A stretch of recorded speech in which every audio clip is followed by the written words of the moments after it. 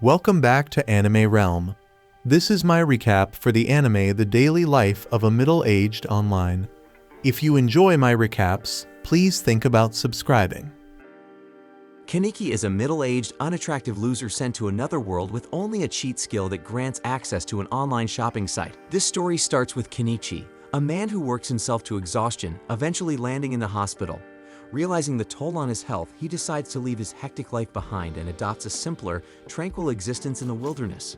There he spends his days tending to crops, playing with crows, and unwinding by watching isekai anime while writing in his free time.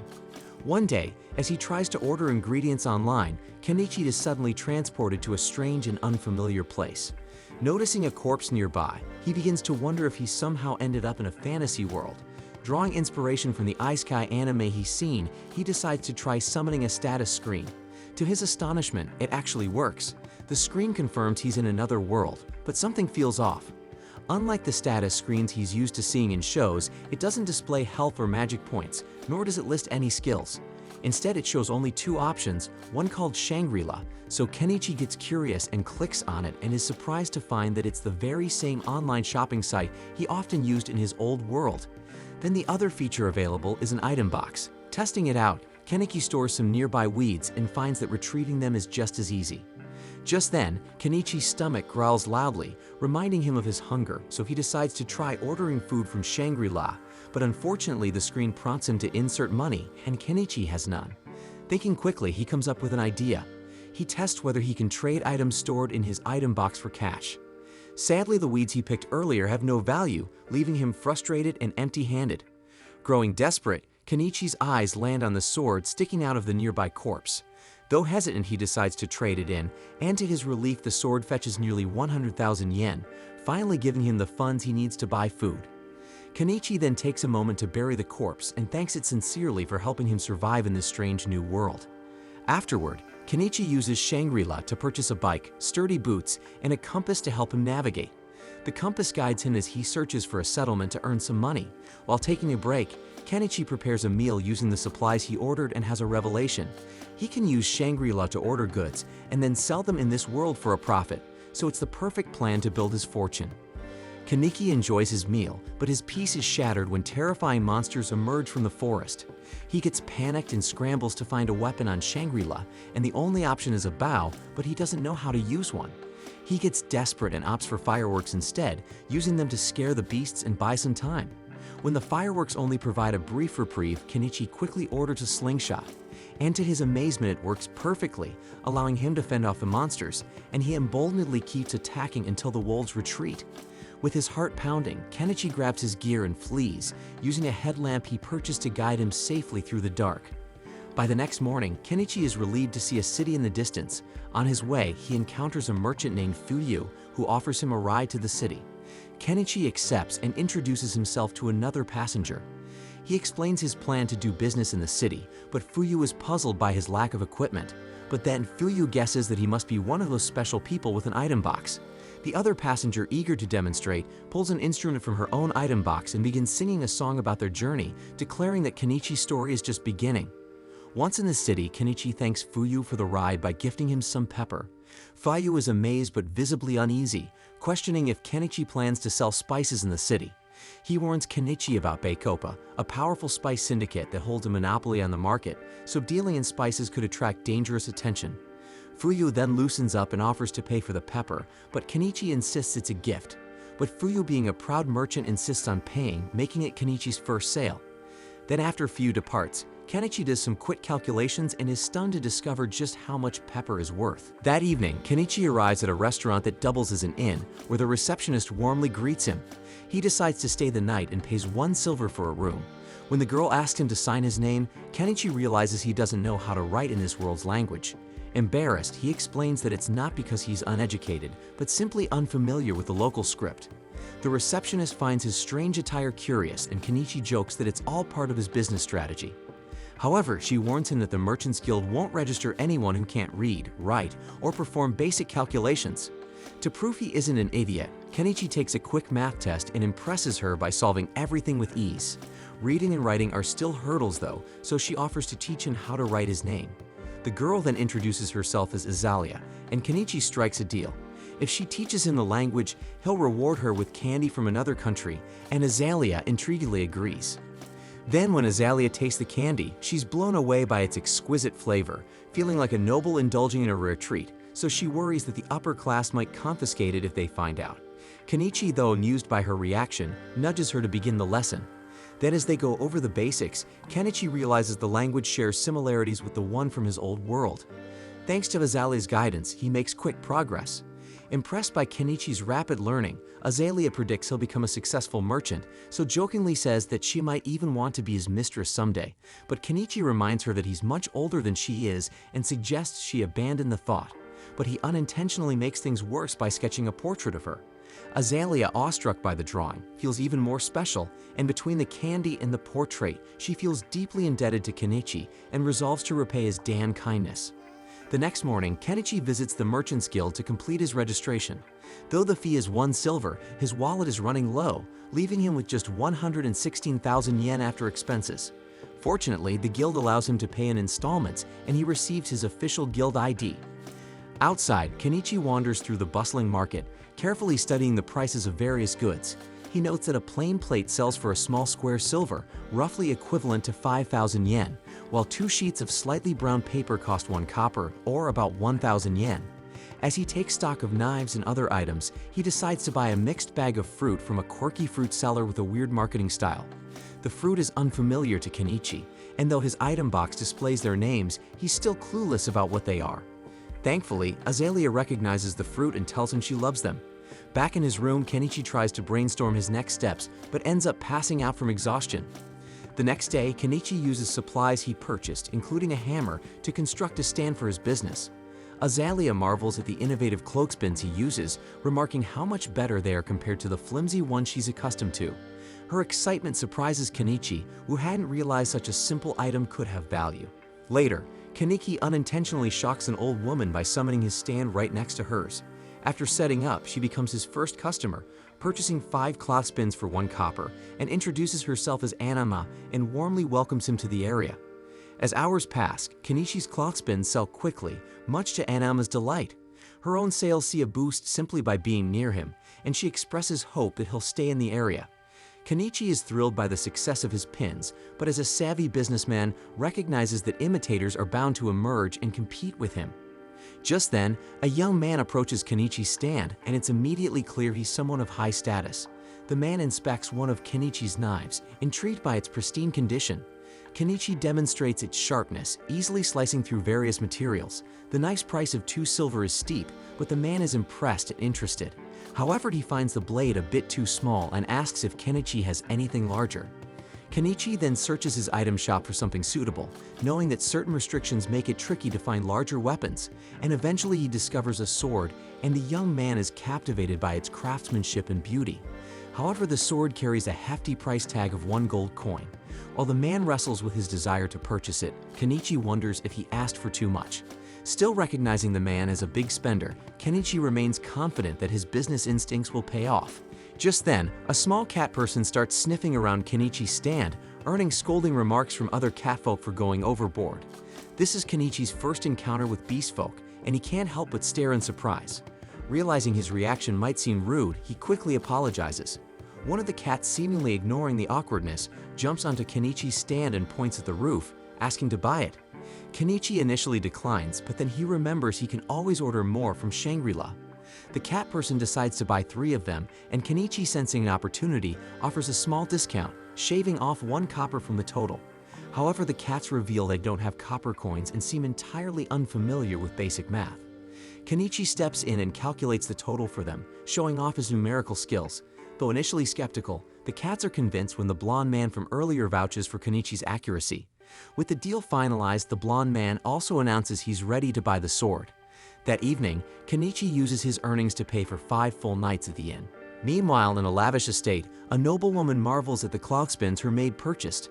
So she gets inspired and decides she wants to sell them through her company, and immediately seeks out her father to capitalize on the opportunity. Back with Kenichi, he prepares for a bath using a small tub he recently purchased. Browsing Shangri-La, he discovers drum baths and considers the idea of filling one with water and heating it over a fire for a relaxing soak.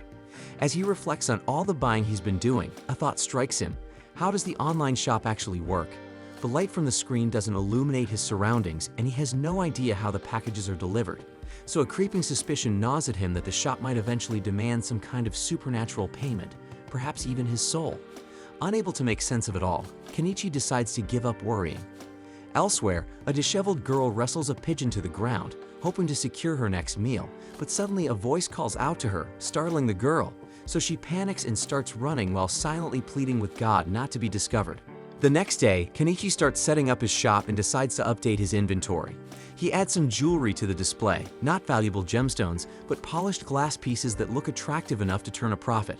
While he's arranging everything, Margaret the maid from the previous day arrives, saying she's here to buy more cloth spins. Kenichi asks how many she needs and is stunned when she requests 100, but when he sees that she has the money ready, he finalizes the sale without question. As Kenichi packs up the pins, Margaret notices the jewelry and asks if the jewels are made from real diamonds. Kenichi explains that they're just polished glass, but their aesthetic appeal makes them popular. Margaret admires the craftsmanship and asks him to set one aside for her, promising to come back and purchase it later. Business continues smoothly for most of the day, but just as Kenichi prepares to close up, the beast folk from the previous day return. Their serious expressions put him on edge, and he worries they might be here to cause trouble. But before he can say anything, the cat girl Miley gets right up in his face and sniffs. She confidently announces to the others that she smells spices on him. The beast folk erupt in cheers, pleading with Kenichi to sell them some. Kenichi is immediately hesitant, and remembering the warnings about the spice syndicate, he knows that selling spices could bring serious consequences. He has no idea how the syndicate operates or what they might do to him if they find out, so he refuses to take the risk. The beast folk persist, but the locals chime in, telling them it's unfair to pressure a newcomer like Kenichi into endangering his livelihood. Eventually, the beast folk relent, understanding his position. However, Kenichi comes up with a compromise. While selling them spices directly is too dangerous, sharing a meal with them isn't against any rules, so he invites the group to join him for dinner, suggesting they meet in the woods outside town to avoid attracting unwanted attention. Overjoyed, the beast folk eagerly agree, and later that evening, they meet Kenichi and Anama at the outskirts of town, ready to cook together and enjoy a hearty meal under the stars. Kenichi prepares to start cooking when Anama asks if she can help. He hands her some vegetables to chop, but as soon as she looks at them, she's amazed at how vibrant and juicy they are. Kenichi explains that he sourced them from a foreign country and guarantees their flavor is as good as their appearance. While the two of them work on the veggies, Miley and the other beast folk are busy by the river, successfully catching a decent haul of fish to add to the meal. Once the ingredients are ready, Kenichi begins prepping the fish, seasoning it with his carefully selected spices. He tosses everything into a pot to cook, eventually creating a dish that leaves the beast folk stunned. They've never tasted anything like it before and are deeply grateful for the meal. However, the delicious food makes them crave alcohol. Anama tries to talk them out of it, pointing out that alcohol is expensive. But Kenichi sees no harm in indulging them a little, so he pulls out a bottle of cheap booze, pours them each a small glass, and makes them promise never to tell anyone about the meal he cooked for them. Anama warns Kenichi that he might be too generous, but he insists that there's no harm in letting them enjoy themselves, especially since they seem like good people. The night becomes lively as they drink together, laugh, and even bathe in the nearby river, but eventually everyone falls asleep under the stars. Miley, who has grown quite fond of Kenichi, decides to sneak into his bedroll to look for more special spices. The next morning, Kenichi returns to the inn, where Azalea is visibly upset. She scolds him for being out all night, clearly suspicious of his activities. Kenichi tries to explain that he was just hanging out with some beast folk outside of town. However, when Azalea spots Cat Lady fur clinging to his jacket, her suspicions grow. She accuses him of doing far more than hanging out and is furious that he chose to spend his time with a cat girl over her. Later that day, we see that when Kenichi sets up his shop for another day of business, Margaret arrives, but this time accompanied by Primula. At first, Kenichi is momentarily distracted by Primula's striking beauty, but when he spots Margaret standing behind her, he remembers they must be here to buy the necklace Margaret inquired about the day before. He retrieves it, and Margaret pays for it before handing it to Primula, who examines it closely. Primula is amazed by the necklace's craftsmanship, finding it hard to believe it isn't made from real diamonds, so she gets intrigued and asks if Kenichi has more of these in stock. Kenichi retrieves additional pieces from his inventory and lays them out for her to examine. Primula is impressed not only by the quality of his products, but also by the fact that he has an item box, a rarity that adds to his intrigue. She then introduces herself as the daughter of the owner of the Mallow Trading Company and expresses a desire to introduce Kenichi to her father, believing he would be interested in working with him. While Kenichi is intrigued by the opportunity to meet the head of a major trading company, he's hesitant to get involved with influential figures because he fears it could lead to complications. However, Anama reassures him, explaining that Primula's father is highly respected in town and known for his good character. Feeling more at ease, Kenichi agrees to go with Primula, and she invites him to join her in her carriage. As they travel, Primula shows Kenichi some clothespin replicas her craftsman attempted to create. While the wooden shape was easy enough to copy, the metal spring proved too complex to reproduce. Kenichi understands their difficulty, as even he doesn't know exactly how the springs are made, only that the process involves a high level of intricacy. Eventually, they arrive at Primula's home, and Kenichi is awestruck by the size of the estate.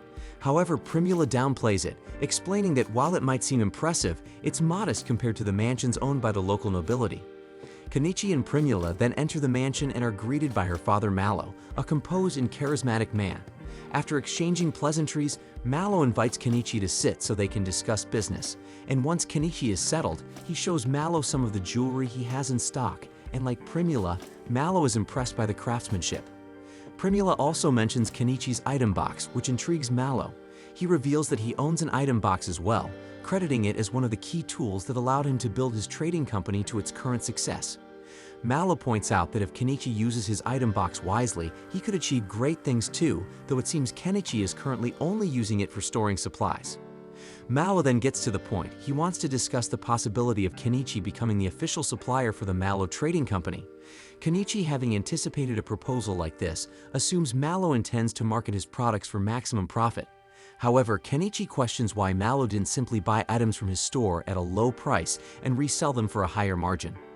Mallow admits he could have done that, but he considers such tactics underhanded.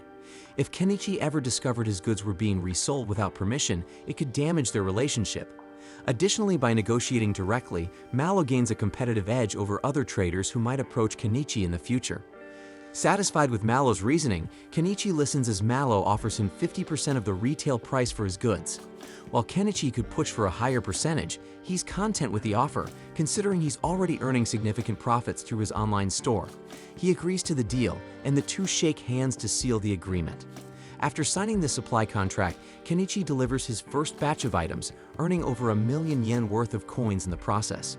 As they discuss future plans, Primula spots the beautiful jewels in Kenichi's stock and immediately falls in love with them. She asks Mallow for permission to purchase them for herself, and Mallow sees no issue with it. Primula offers Kenichi 10 gold coins, equivalent to 2,000,000 yen, for the jewels, and this transaction gives Kenichi his first ever 8-figure bank balance since arriving in this world. Encouraged by his newfound financial success, Kenichi decides to start building the peaceful life he's dreamed of by purchasing a home from his online store. The next day, Kenichi leaves the city walls and ventures into the forest to search for the perfect spot to set up his new home. But before heading out, he explains his plan to Azalea so she won't worry, but she finds it odd that he willingly chooses to live in the dangerous forest instead of the safety of the city. But Kenichi reassures her that he won't be too far from the city walls, and she thinks he is really an odd one. After some exploration, he finds a suitable location and begins clearing the area by purchasing a weed whacker from his store. However, he quickly runs into a common issue: fuel costs. While most items in his store are surprisingly affordable, fuel is just as expensive here as it was in his previous world. Resigned to the cost, Kenichi pays for the fuel and continues working until he successfully clears a path in and out of the forest. Next, he turns his attention to the trees. To tackle them, Kenichi buys a chainsaw and starts cutting them down one by one. After several grueling hours of work, he manages to fell a significant number of trees, but when he tries to store the logs in his item box, he encounters another problem. The trees are too long to fit. Frustrated but determined, Kenichi brings out the chainsaw again and cuts the logs into shorter 10-meter pieces that fit neatly into his item box. With most of the tree removal complete, all that's left are the stumps. However, with the sun already setting, Kenichi decides to call it a day and return tomorrow. The next morning, Kenichi returns to tackle the stumps. He starts digging but quickly realizes it's far too much work for someone his age. Unwilling to wreck his back, Kenichi decides to buy a backhoe from his store. But when it arrives, he stares at the massive machine. feeling both impressed and regretful because he just spent 1.2 million yen on heavy machinery to avoid manual labor, so he starts to feel a little regret. However, Kenichi realizes that the amount of effort it saves him might actually make it a worthwhile investment after all. Kenichi then starts the backhoe's engine but quickly realizes a major problem. It runs on diesel, and his store doesn't sell diesel fuel. Panic sets in as he considers the massive waste it would be if the machine became useless after spending so much money on it. Thinking quickly, Kenichi recalls that diesel can be homemade by mixing kerosene with additives. However, he hesitates, knowing that getting the proportions wrong could ruin the backhoe's engine. To play it safe, Kenichi decides to test his mixture on a diesel generator first. He carefully fills the generator's tank with his concoction, starts it up, and to his relief, it works perfectly. Confident his homemade diesel will work for the backhoe, he plans to return the next day to finish clearing the forest. That night, Kenichi realizes another issue. The sheer number of bugs in the woods is unbearable. Determined to solve the problem, he visits a local magic shop the next day to purchase some bug-repellent magic stones. The shop's wizard owner greets Kenichi and asks where he's from since he hasn't seen him around before. Kenichi explains that he's a foreigner who recently opened a shop in town and is looking for bug-repellent stones. The wizard informs him that the stones cost 3 silver coins, which Kenichi finds expensive. Hoping to strike a deal, he offers the wizard 2 oranges as part of the payment. The wizard, intrigued by the exotic fruit he's never seen before, agrees to the trade and lowers the price. Later, Kenichi discusses the wizard with Anama, who tells him the wizard is well known for his vast knowledge and is a good person to befriend. She contrasts this with the town's most infamous figure, Shaka, the leader of a notorious bandit group. His wanted posters are plastered everywhere, and the reward for his capture is huge. And that same night, Shaka organizes a raid on a carriage transporting slaves, leaving everyone wondering what he plans to do with them. The following day, Kenichi returns to the forest, finally ready to use his backhoe. His earlier regrets vanish as he discovers how much easier the machine makes his work and how much fun it is to operate. With the stumps cleared, Kenichi feels unstoppable in his quest for a peaceful life in the woods. However, his excitement is tempered by the realization that his bank account is running dangerously low after purchasing the backhoe. So for now, he decides to pause any further construction and focus on rebuilding his finances.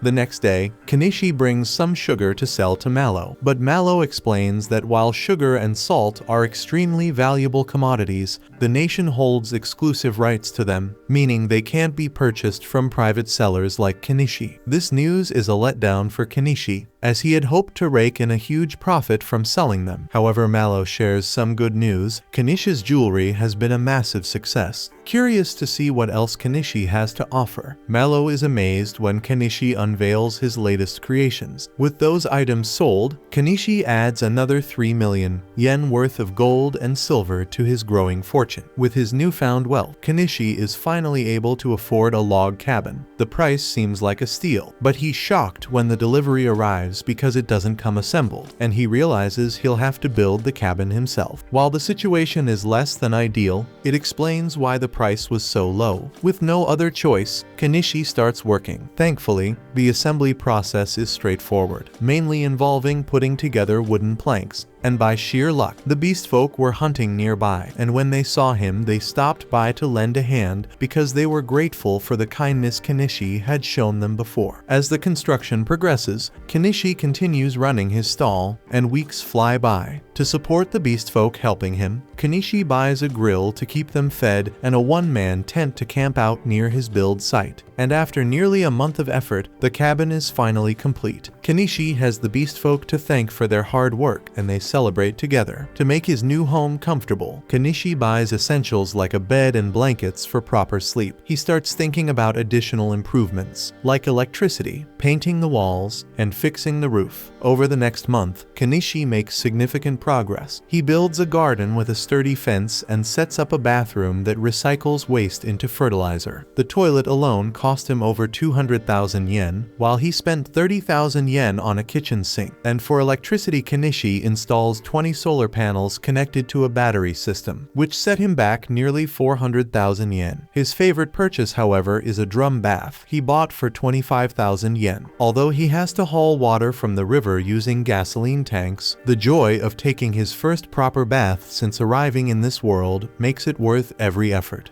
Kenichi takes a moment to appreciate the fruits of his labor. This is the epitome of slow, living a peaceful life in another world as the ruler of his own little domain. With a satisfied grin, he declares that his idyllic new life has officially begun. Later, Kenichi thanks Azalea as he prepares to leave the inn, explaining he won't be staying there anymore. However, she insists she's the one who should be thanking him. The next morning, Kenichi sets off with the camera he bought to take pictures of the wilderness. He couldn't be happier with his slow, idyllic life, but his peace is short-lived. While wandering, Kenichi accidentally triggers a trap and soon finds himself dodging a hail of arrows. He realizes he's under attack by beast folk who have noticed him living in the forest. As they discuss killing him, Kenichi fully grasps the harsh reality of this world. Determined to survive, he goes on the offensive, pulling out his slingshot and firing off several shots Rambo style. He scares the beast folk further by using fireworks, then terrifies them into retreating with his backhoe. After the commotion, Kenichi stumbles upon an injured cat, which was struck by one of the beast folk's arrows. The cat, clearly wary of him, refuses to let Kenichi get close. Knowing the animal could be dangerous, Kenichi devises a solution by buying some floor cushions and a neck guard for protection. With his gear in place, he carefully removes the arrow and disinfects the wound. He also administers antibiotics to prevent infection and gives the cat painkillers to ease its suffering. Kenichi worries that the cat might not survive in its current state, so he attempts to put it in his item box, only to discover it doesn't work. Left with no other choice, Kenichi brings the injured animal back to his home, and there he buys it a pet blanket and sets up a space for it to recover. Unfortunately, the cat barely moves, leaving Kenichi uncertain whether it will make it. Hoping for advice, he visits the old mage to ask if he knows how to heal the cat, but the mage only suggests selling the hide for profit. Anama doesn't have any solutions either, but Miley offers some helpful information. She explains that bobcats are revered as messengers of the gods and expresses her desire to see it. Returning home, Kenichi is relieved to see that the cat has started eating. Miley identifies the attackers as dogmen responsible for firing the arrow, and to stop the cat from licking its wound, Kenichi buys it a collar. Impressed by Kenichi's kindness, Miley decides to thank him on the bobcat's behalf. She then hunts down some birds, and Kenichi prepares them on a portable grill, and after seasoning the meat, Miley takes a bite and is blown away by the flavor. She then asks to stay the night so she can help keep an eye on the bobcat and doesn't even mind that Kenichi only has one bed. Days later, the bobcat shows signs of a full recovery, so Kenichi shifts his focus to farming. He buys plants and fertilizer from Shangri-La, but realizes that hauling water from the river every day would be a nightmare. To solve this, he starts planning to dig a well. That night, Kenichi has a peculiar dream and wakes to find the bobcat nudging him. It seems to have fully healed and wants to go outside, and when he opens the door, it dashes off into the wilderness, and Kenichi wishes it well in its new life. With the bobcat gone, Kenichi decides to take a short break from his stall and focuses entirely on digging the well. To do this, he purchases an earth drill and an electric well pump. After a week and 50,000 yen spent, Kenichi finally has running water. Just as he's enjoying this success, Primula shows up, saying she hadn't seen him at the market. She explains that Miley told her where to find him and is astonished by the impressive setup he's built, and particularly curious about the giant metal object behind his house. Kenichi quickly improvises, calling it his loyal servant and claiming it's his familiar. Primula takes him at his word, now convinced that Kenichi can use magic. Kenichi, sensing the misunderstanding, rolls with it and asks her to keep this secret to herself. He then points out that the city gate is about to close for the night and guesses that she intends to stay at his place. Primula cheekily turns the tables, acting as though it was Kenichi who invited her to stay. Kenichi warns her that he only has one bed, but Primula shrugs it off, clearly unfazed. She's also astonished to learn that Kenichi has a bath, which only sweetens the deal. Later that night, Primula nervously gets into the bath, but panics when the darkness spooks her, so she calls out for Kenichi and insists he stay nearby to ease her nerves. Kenichi makes sure she's comfortable, but when he tries to leave, she stubbornly refuses to let him go, so he suggests she take a bath during the day if she's afraid of the dark, but Primula refuses to miss the opportunity. Kenichi then reminds her that they don't know each other well, and that he could be dangerous. However, Primula brushes off his warning, saying she's heard from Miley all about the kind things he's done for the bobcat. Later that night, Kenichi buys Primula a bathrobe, and she immediately suggests they sell it. While Kenichi wasn't planning on selling bathrobes, Primula insists that their customers would love such a luxurious product. After some thought, Kenichi agrees to a limited sale, and Primula beams with gratitude. He then buys an 8,000 yen nightgown, leaving her stunned by its softness and quality. She even jokes that with goods like this, Kenichi could become the top merchant in the entire kingdom. Kenichi, however, quickly dismisses the idea, pointing out that attracting the attention of nobles would bring nothing but headaches. He just wants to earn enough to enjoy a quiet, peaceful life filled with good food. Understanding his worries, Primula promises that the Mallow Company will never reveal him as their supplier. Later, Kenichi surprises her by sketching a quick but flattering portrait of her, and the two head to bed. In the middle of the night, Primula quietly whispers to see if Kenichi is awake, but he pretends to be fast asleep because he knows exactly what she wants. Meanwhile, the mysterious girl from earlier is shown being mistreated by Bandit. Shaga, the bandit leader, seems pleased with their loot and listens as his men tell him they've just received a new job. The following day, Kenichi escorts Primula back home, knowing full well that her father will have questions about her spending the night at his place. However, Kenichi is taken aback when Mallow simply thanks him for taking care of his daughter. Mallow admits he'd been worried about her and jokes about who she could possibly take after. Kenichi then presents Mallow with the bathrobes, which he explains are made with exceptional materials. He even pulls out a sample of hot lingerie as a joke and says that this shit would make any man who sees it look like The Rock. But Mallow looks so overwhelmed that Kenichi quickly clarifies he wasn't serious. Just then, a maid walks in carrying a stack of documents. Mallow explains that the nation has implemented a new system for keeping ledgers, forcing him to rewrite them. He mentions that this system, called double-entry bookkeeping, was invented in the neighboring empire. This revelation shocks Kenichi, as he recognizes double-entry bookkeeping from his old world. Mallow further explains that the empire's rapid growth is thanks to the inventions of a mysterious man. Mallow then invites Kenichi to join him as he reviews a new prototype product he recently purchased. Kenichi is stunned when he sees that the prototype is a pitcher pump, and Mallow is impressed that Kenichi already knows about it. Kenichi, however, is shocked because this pump is something straight out of his old world. The realization that two such items double-entry bookkeeping, and now the pitcher pump exist here, makes Kenichi wonder if someone else from his old world has been reincarnated in this one. Feeling a mix of frustration and competitive spirit, Kenichi tries to showcase a new type of vehicle design, hoping to impress them. However, the attempt backfires as they burst into laughter, assuming his odd-looking sketch was a joke. Primula, on the other hand, begins visiting Kenichi more frequently, often staying overnight. Then one evening, she reveals that she will be leaving on a month-long business trip, and during their conversation, Primula boldly asks for that hot see-through clothing piece Kenichi had shown her earlier. Surprised, Kenichi jokingly assumes there's a special guy she wants to impress.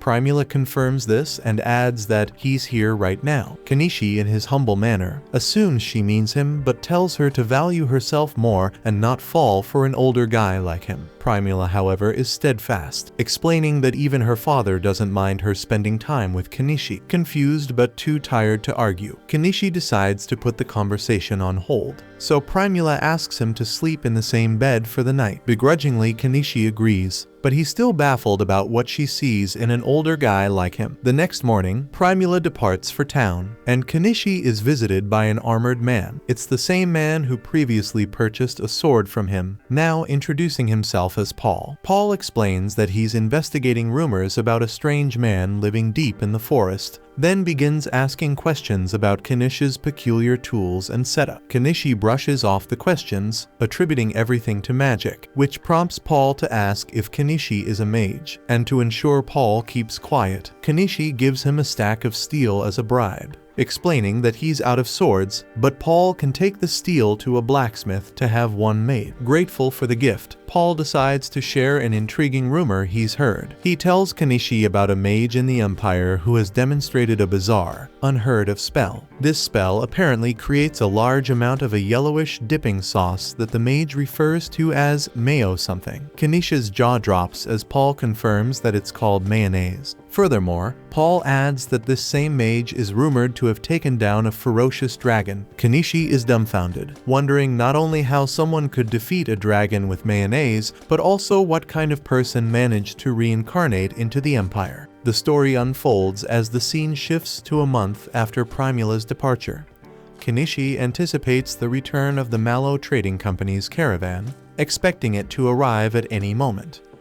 Planning to stop by later to meet Primula, he suddenly noticed some commotion in town and decided to check it out. From the chatter around him, he learned that a caravan had been attacked and Primula had been kidnapped. Looking around, he spotted Mallow pleading with passing adventurers for help, but no one was willing to step in since the culprit was Shaga. Even the guild and the knights refused to assist, claiming they needed several days to prepare. Seeing Mallow in such despair, Kenichi couldn't help but feel sorry for him. The crowd around them didn't seem interested in challenging a bandit leader with 50 men under his command, choosing instead to hang back and watch, while Mallow continued to cry out for someone to save his daughter. Elsewhere, Primula was thrown into a cell. She demanded to know what the bandits planned to do with her, and Shaga smirked, telling her that with a hot body like hers, it was no surprise that some perverted noble wanted her for himself. Back in town, Mallow had now turned to Kenichi, desperately begging him for help. Kenichi hesitated for a moment, but ultimately assured him that he would rescue Primula. He knew he was being reckless because there was no way someone with his limited combat experience could take on an entire band of bandits. But there were moments in life when a man simply couldn't back down, so he told Mallow that he would need money to make the necessary preparations, and without hesitation, Mallow handed it over. Meanwhile, a few catfolk who had been observing the situation quickly ran off to find Miley. Mallow then informs Kenichi that the bandit base is roughly 40 leagues west, hidden in the old ruins of a castle on the mountainside. Kenichi realizes that if it's 50 kilometers away, he's going to need a ride, so he decides to buy a truck. He then asks everyone around him to step back as he prepares to use summoning magic. When they do, he buys the truck, and as it appears, he climbs on top, explaining to the stunned onlookers that this is a metal carriage that follows his commands. He then asks if anyone is willing to join him on this mission, offering weapons and pointing out the high bounty on Shaga's head. He insists that, with a proper plan, they can take them down. However, no one steps forward, believing they stand no chance against a band of 50 men, and they back away, unwilling to take the risk. As Kenichi prepares to leave, a bobcat suddenly jumps onto his truck, and he realizes that it wants to accompany him. He thanks it, appreciating the support. Just then, the catfolk arrive, relieved that they made it in time. They inform him that they will be joining his mission, and he expresses his gratitude. He then hands them weapons, arming them with axes and long machetes, and he gives Miley a bow. At that moment, Paul arrives and offers to join them, and Kenichi is pleased to have him but questions why he's in full armor. So Paul explains that he went to retrieve his sword and decided to put on his armor to fully prepare for battle. He unsheathes his blade, and Kenichi instantly recognizes it as being forged from the steel he had given him. Paul then mentions that taking down Shaga and his gang would be an ideal first mission for his wolf fang, and suddenly, the old mage steps forward, offering to join them as well. Kenichi hesitates, telling him this mission isn't suited for an old man, but the mage merely smirks and fires a fireball into the air. He declares that he was once an adventurer and assures Kenichi that he will be a valuable asset in combat. He also admits that he is curious about the unique magic Kenichi wields. Seeing his capability, Kenichi decides to bring him along. Just then, Anama approaches, asking to accompany them. Kenichi reminds her that they are heading into battle, not on a trading journey. However, Anama insists that while she may not be useful in combat, she can still prepare their meals. Seeing her determination, Kenichi agrees to let her come. He then turns to the gathered townsfolk and adventurers, offering them one last chance to join, but they are unwilling to get involved, so they quickly vacate the area. Just then, Mallow desperately asks to go with Kenichi, but Kenichi refuses, telling him that he should focus on getting his wound treated first. He reassures him that Primula will return home safely, and hearing this, Mallow is relieved, though still visibly worried about his daughter. Afterwards, Kenichi registers himself at the Adventurers Guild, paying a single silver coin for the registration, and formally submits a request to take down Shaga. We then see his group heading out of town, but as they pass through the streets, murmurs spread among the townspeople. Many believe that Kenichi and his group are simply going to take Mallow's money and flee, convinced that a handful of amateurs stand no chance against Shaga. But despite the doubtful stares and whispers, Kenichi ignores them, keeping his focus on the mission. Meanwhile, at the bandit hideout, Anemone hands Primula a piece of bread for lunch, but Primula quickly notices that Anemone looks just as hungry as she is, so without hesitation, she tells her to eat the bread instead. As Anemone eats, Primula asks her if she is also being held captive, and she nods. With a reassuring smile, Primula tells her not to worry, promising that they will get out of there together. Anemone looks at her doubtfully and asks how that's possible, so Primula simply states that someone will come to help them, and when Anemone asks if she means God, Primula sees the hope in her eyes and nods without further explanation. Back on the road, Kenichi and the others continue their journey, and as night falls, they set up camp and prepare dinner. Kenichi makes a simple vegetable soup, but as they eat, the catfolk notice the bobcat enjoying some cat food. Curious, they ask Kenichi if they can try some, and he hands them a portion. To their surprise, they find it delicious. Seeing their reactions, the old mage gives in to his own curiosity and takes a bite, only to realize that he likes it as well. After their meal, Kenichi gathers the group and explains the strategy to take on the bandits. Everyone listens carefully, and no one raises any objections to the plan. Aware of her own limitations, Anama volunteers to stay behind, knowing she would only slow them down. Later, Miley moves ahead to scout the enemy base, using a transceiver that Kenichi gave her, and when Kenichi speaks to her through the device, she gets amazed. Kenichi then explains that it's a magic item that enables long-distance communication. The old mage, watching closely, remarks that even the Empire likely doesn't possess such technology, so Kenichi tells him to act as if he never saw it. With Miley now scouting ahead, Kenichi decides it's time for the rest of them to move. But before they depart, Kenichi turns to Anama and instructs her to return to the Adventurers Guild if he does not return within a day. He tells her to report that the mission to defeat the bandits has failed, and she nods in understanding. As they approach the bandits' camp under the cover of night, Miley scouts ahead and reports back to Kenichi. She spots guards stationed at the watchtower, while the rest of the bandits are inside getting drunk. Seeing this as the perfect opportunity, Kenichi decides it's time to strike. Realizing he's about to dive into his first real battle, one of the cat folk hands him a nut to eat. Without thinking much of it, he pops it into his mouth only to discover too late that it's some kind of drug. A wave of euphoria washes over him, leaving him feeling absurdly happy despite the impending danger. With adrenaline and whatever strange substance now coursing through his veins, Kenichi jumps into his truck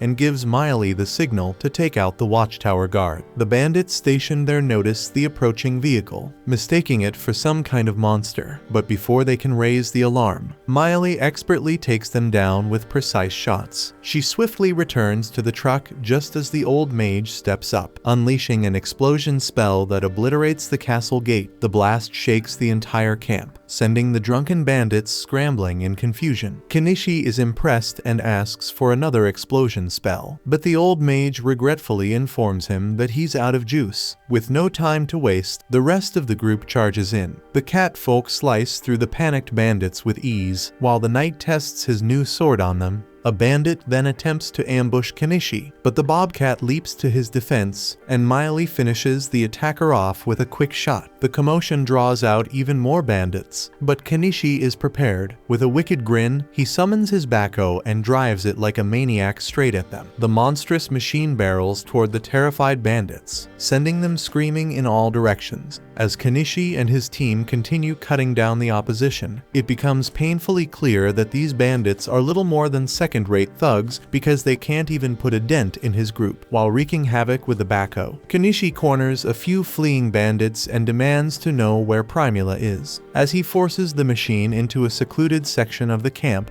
it unintentionally uncovers an underground cell, revealing Anemone and several other captives. And seeing Kenichi in his massive machine, Anemone stares in awe, wondering if he might be some kind of god. But Kenichi quickly realizes that Primula isn't among the prisoners. A loud, furious shout echoes through the camp. Shaga emerges, holding Primula hostage. Primula's face lights up with relief upon seeing Kenichi, knowing he's come to rescue her. Meanwhile, Shaga sizes up the group, surprised that someone capable of controlling monsters has come all this way for the girl. Kenichi demands that he let her go, but Shaga has other ideas. With a smug smirk, he presses his blade against Primula's melons and sneers, ordering them to drop their weapons or she dies. They ignore him, and in frustration Shaga rips off part of Primula's clothes. He sneers, saying he would have enjoyed her properly if he had known things would end like this. Kenichi then quietly buys a laser sight and instructs Miley to shoot Shaga as soon as he blinds him with the light. She nods, understanding the plan. When Kenichi flashes the light into Shaga's eyes, he instinctively lets go of Primula, and Miley takes the shot. Primula immediately runs toward Kenichi, but Shaga refuses to let her escape. But before he can grab her again, an unseen force suddenly throws him forward, landing him right in front of Miley. She coldly tells him she won't miss this time and fires, killing him instantly. With Shaga finally dead, Primula rushes into Kenichi's arms, hugging him tightly. But thanks to the lingering effects of that damn drug from earlier, Kenichi suddenly feels an overwhelming urge to push her down and claim her right then and there, but he forces himself to keep his instincts in check. As things settle, one of the cat folk quickly heads back to inform Anama of the situation. Meanwhile, inside the castle, the rescued girls take a much-needed bath while Kenichi stores away his backhoe. He provides them with fresh clothes and asks Primula to assist Anemone with washing up. He also hands her a pair of scissors, requesting that she trim Anemone's hair.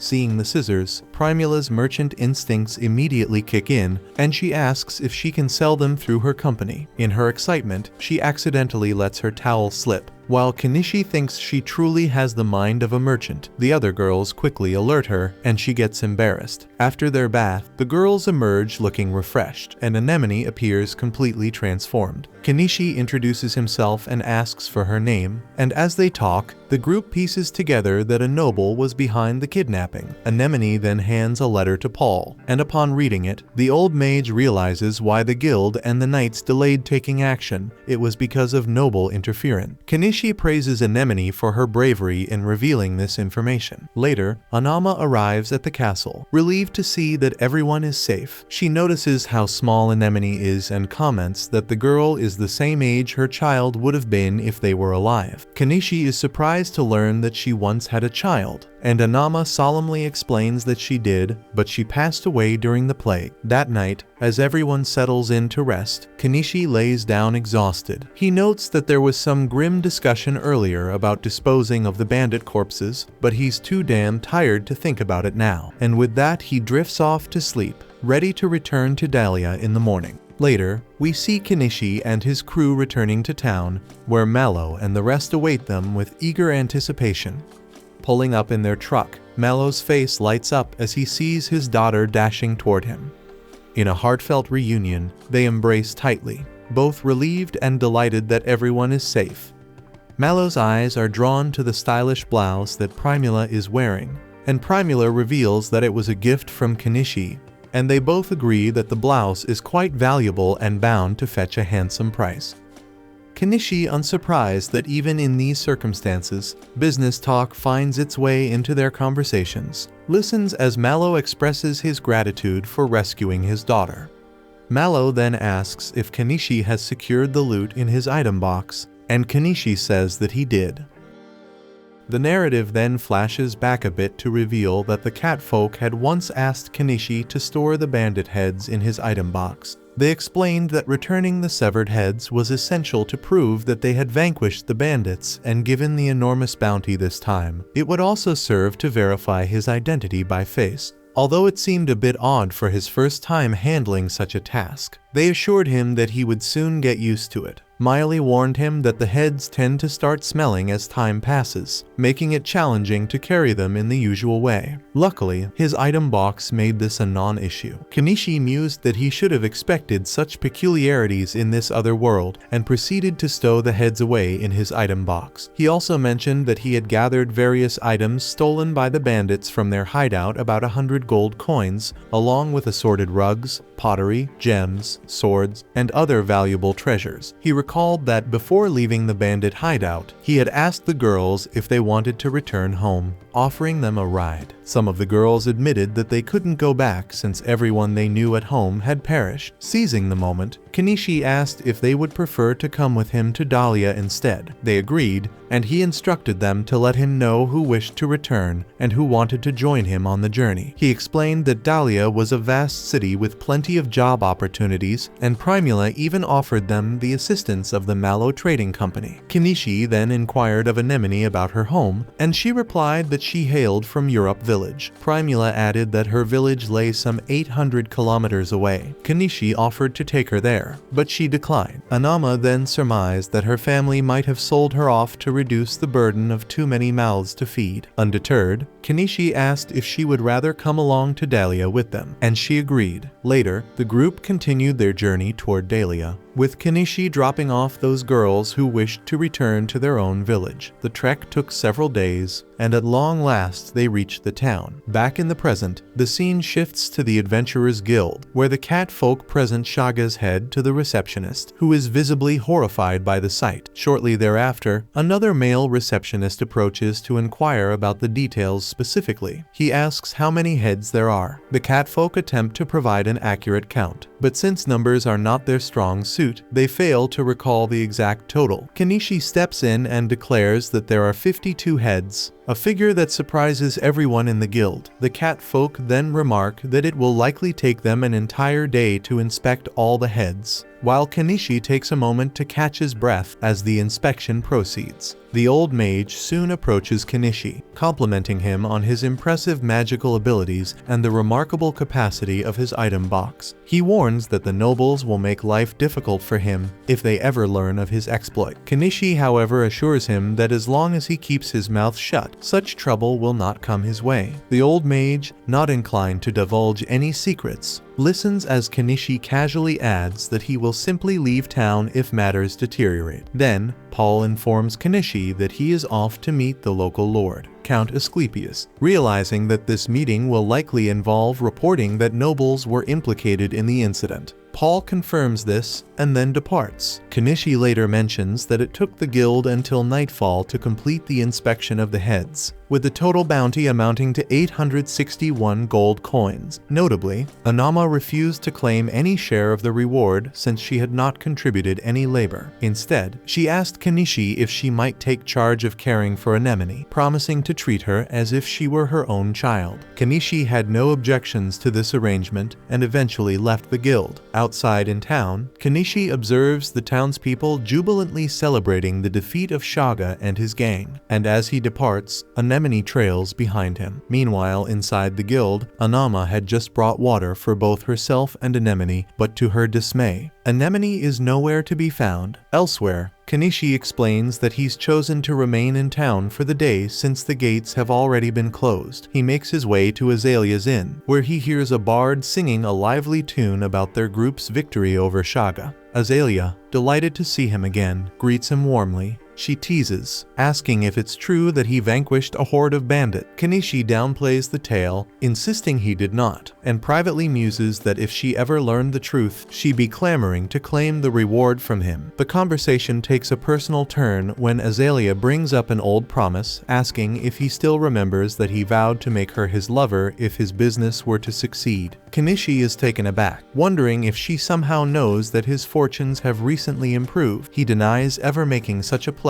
and in return asks if she might spare him an empty room. With a hint of playful theatrics, she feigns tears and questions whether she was nothing more than a fleeting dalliance in his eyes. Tired to continue this shit show, Kenichi retreats to his room, silently thinking that it's only a matter of time before the nobles catch wind of his exploits. That night, as Kenichi slept, Azalea quietly slipped into his bed. Even though he mumbled that he was utterly exhausted from the day, she began to undress, intent on pursuing their intimacy. But their damn moment was abruptly interrupted when Anemone entered the room, causing them to immediately cease their love actions. The next morning, Kenichi reveals that in the end, Anemone decided to stay with him. He then heads over to Anama's shop, intending to hand her off to her rightful care, but to his surprise, she isn't there. Undeterred, he sets about his daily errand. First, he stops by a weapon shop, where he sells the arms he had recovered from the bandits for a total of 32 gold coins. Next, he offloads a collection of vases and assorted valuables to the Mallow Trading Company, netting him 35 gold coins. Finally, he takes some furniture to the old mage's shop and earns another 22 gold coins from the sale. In the end, the total reward came to 89 gold coins, which they divided evenly 7 ways, each person pocketing 12 coins. Kenichi decided to present the dresses to Anama and the other women who had stayed behind, and afterward he headed back to his house. There, they found Anama waiting, delighted to see that Anemone was safe. Once inside, Anama discovered that Anemone wished to remain with Kenichi. She told the girl that if she came with her, she'd learn the ins and outs of running a business. But Anemone refused. Kenichi then asked if she was absolutely sure. When she confirmed, Anama agreed to let her stay with Kenichi for now, promising that she could always return if things got too rough. Later on, Kenichi escorted Anama to a carriage bound for town and then returned to his own home, where he asked Anemone why she wanted to stick with him. She admitted it was because he had fed her until she was completely satisfied, and they later enjoyed a hearty dinner together. Following dinner, at Anemone's insistence, they took a bath together and eventually spent the night in each other's company. However, later that night, a group of shady-looking men prowled around Kenichi's house to keep an eye on him, and he ended up having a terrible nightmare that left him waking in distress. About half a month later, news came that Paul had been elevated to Baron for his role in defeating Shaga. He was given charge of a small territory, tasked with recruiting new settlers, and even on the lookout for a wife. There were even rumors circulating that a noble had been stripped of their rank, something Kenichi found hardly surprising, given that bandits had been hired to kidnap Primula. Not long after, while out in town, they noticed a peculiar bicycle rolling by, which Anemone identified as a dray sign. Kenichi recalled that initially, Mallow and Primula had laughed at his idea. However, once the dust had settled after the Shaga incident, they recognized his foresight summoning him later. They gave him 5 gold coins for his idea, apologizing for their earlier mockery and even purchasing the rights to the dray sign. Soon after, Kenichi sensed someone was tailing him, though he couldn't pinpoint any suspicious figure, yet he was sure he was being followed. Eventually, the guild managed to wrap up all their paperwork and distributed the reward. Kenichi used his share to repay the funds he had borrowed from Mallow for his preparations, and he split the remainder among the women he'd rescued. In the end, only a single coin remained, which he handed over to Anama, and then she offered Anemone a fruit to eat. And then once again, Kenichi sensed someone was watching him, and this time he pinpointed the culprit. Grabbing Anemone's hand, he bolted from the scene, only to notice an entire group in hot pursuit. He dashed through narrow alleys, deliberately knocking over boxes to slow them down. Yet his escape was thwarted when a carriage intercepted him and the pursuers managed to capture him. They ordered him to climb aboard quietly, explaining that their employer wished to meet him. While feigning compliance, Kenichi quickly purchased some firecrackers and lobbed them into the carriage and around the chasing men. The resulting commotion gave him the perfect opening to slip away from under the carriage. Even as they continued to chase him, he procured a crossbow and successfully intimidated them into retreat with his threats. Just then Mallow arrived, inquiring about the commotion. Kenichi and Anemone boarded Mallow's carriage, briefing him on the men chasing them. Mallow surmised that the anti-monarchy faction was likely behind the pursuit and advised Kenichi to seek help from the local lord, and he's a man known for his decent nature. Although Kenichi trusted Mallow's judgment, he suspected that the lord would inevitably impose taxes in exchange for his assistance that he'd find impossible to decline. And then he alighted at the edge of town. Meanwhile,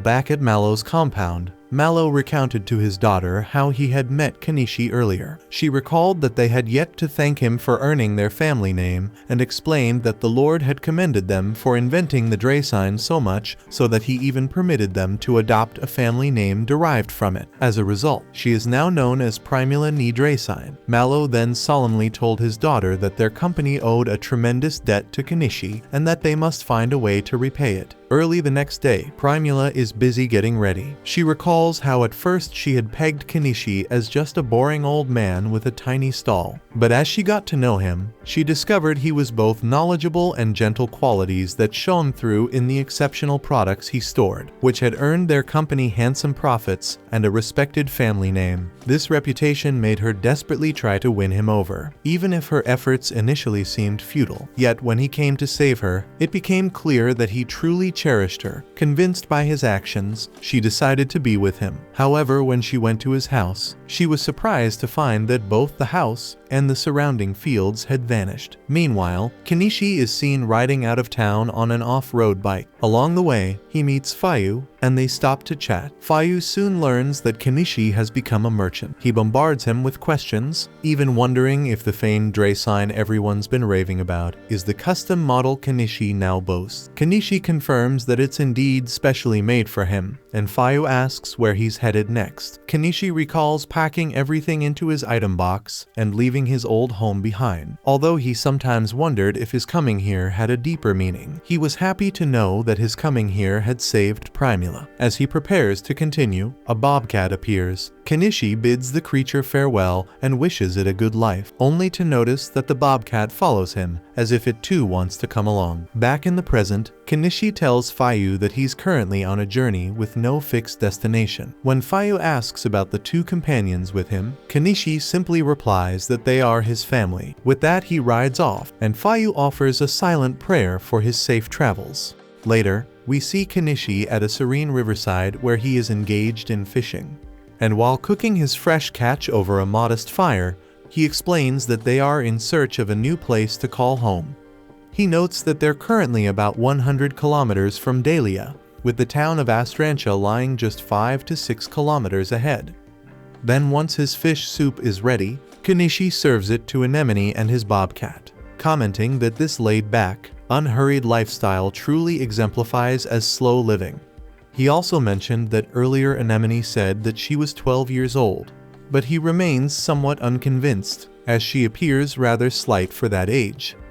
Soon after, we see Kenichi flying a drone, which excites Anemone. She wonders if it might be a form of magic. Kenichi confirms that it is indeed magical and muses that they need to find a permanent place to settle down. Observing that the river they are camping near flows into a lake, he decides to head over there with his companions in search of an ideal spot to establish their base. Riding his bike to the lake, they eventually discover a promising location. To playfully impress Anemone, Kenichi pretends to cast a spell to summon his house, and to her delight, his house materializes. Once everything is in order, Kenichi begins pondering a name for the bobcat. After several attempts, he settles on Vel, short for velvet. Later, we see him teaching Anemone how to read and write, and it's clear she's quickly catching on. He then moves on to instruct her in mathematics, though like most children, she isn't particularly fond of math. As she works on some problems, Kenichi contemplates his need for an alternative fuel source, given that kerosene is expensive. He remembers a segment he once saw about biodiesel made from used cooking oil and decides to explore the idea further, purchasing several books on the subject. We then see Kenichi immersed in reading these books when Anemone asks what he is doing. He explains that he's studying the texts, and she expresses her desire to read as well. However, he points out that the books are in a language she isn't yet familiar with. Undeterred, she shows willingness to learn, and Kenichi starts teaching her Japanese. The next day, we see Kenichi carefully draping camouflage over his solar panels. Suddenly, he hears rustling from the bushes, and thinking a monster might be lurking, he readies himself for battle. To his surprise, it turns out to be Maeli, who leaps out with a bright smile. She chides him for leaving her behind and explains that she had to work hard to track his scent and make it here. She then joins up with Anemone, who is equally delighted to see her and Kenichi announces that Miley will be staying with them from now on. Later, as they enjoy lunch together, Kenichi asks Miley if Dahlia has remained the same since he left. She recalls that while she was in town, Paul proposed to Primula, which prompts Kenichi to remark that it's fitting she's marrying someone her own age, though he grumbles about missing the ceremony. After lunch, they all take a bath and later settle down to read picture books. Miley laughs that even she can understand the stories, thanks to the illustrations, and Kenichi muses that such picture books might be a promising product. Uncertain about crafting books based on fairy tales from his own world, he asks the girls if any familiar tales exist here. They list several, and Kenichi grows curious about one titled The Forest Elf. Anemone explains that the story tells of an elf living deep in the forest who falls in love with a human prince, a union vehemently opposed by both elves and humans. The elf nearly meets her end at their hands, but thanks to the fairies, she escapes and eventually finds happiness in the realm of the fairies. After their conversation, Kenichi is seen finishing a drawing for a picture book based on this tale. He then uses a printing machine kit to produce a copy of the book. The girls are amazed by the result, and he then binds the pages with another machine. Finally, he presents a copy to each of them,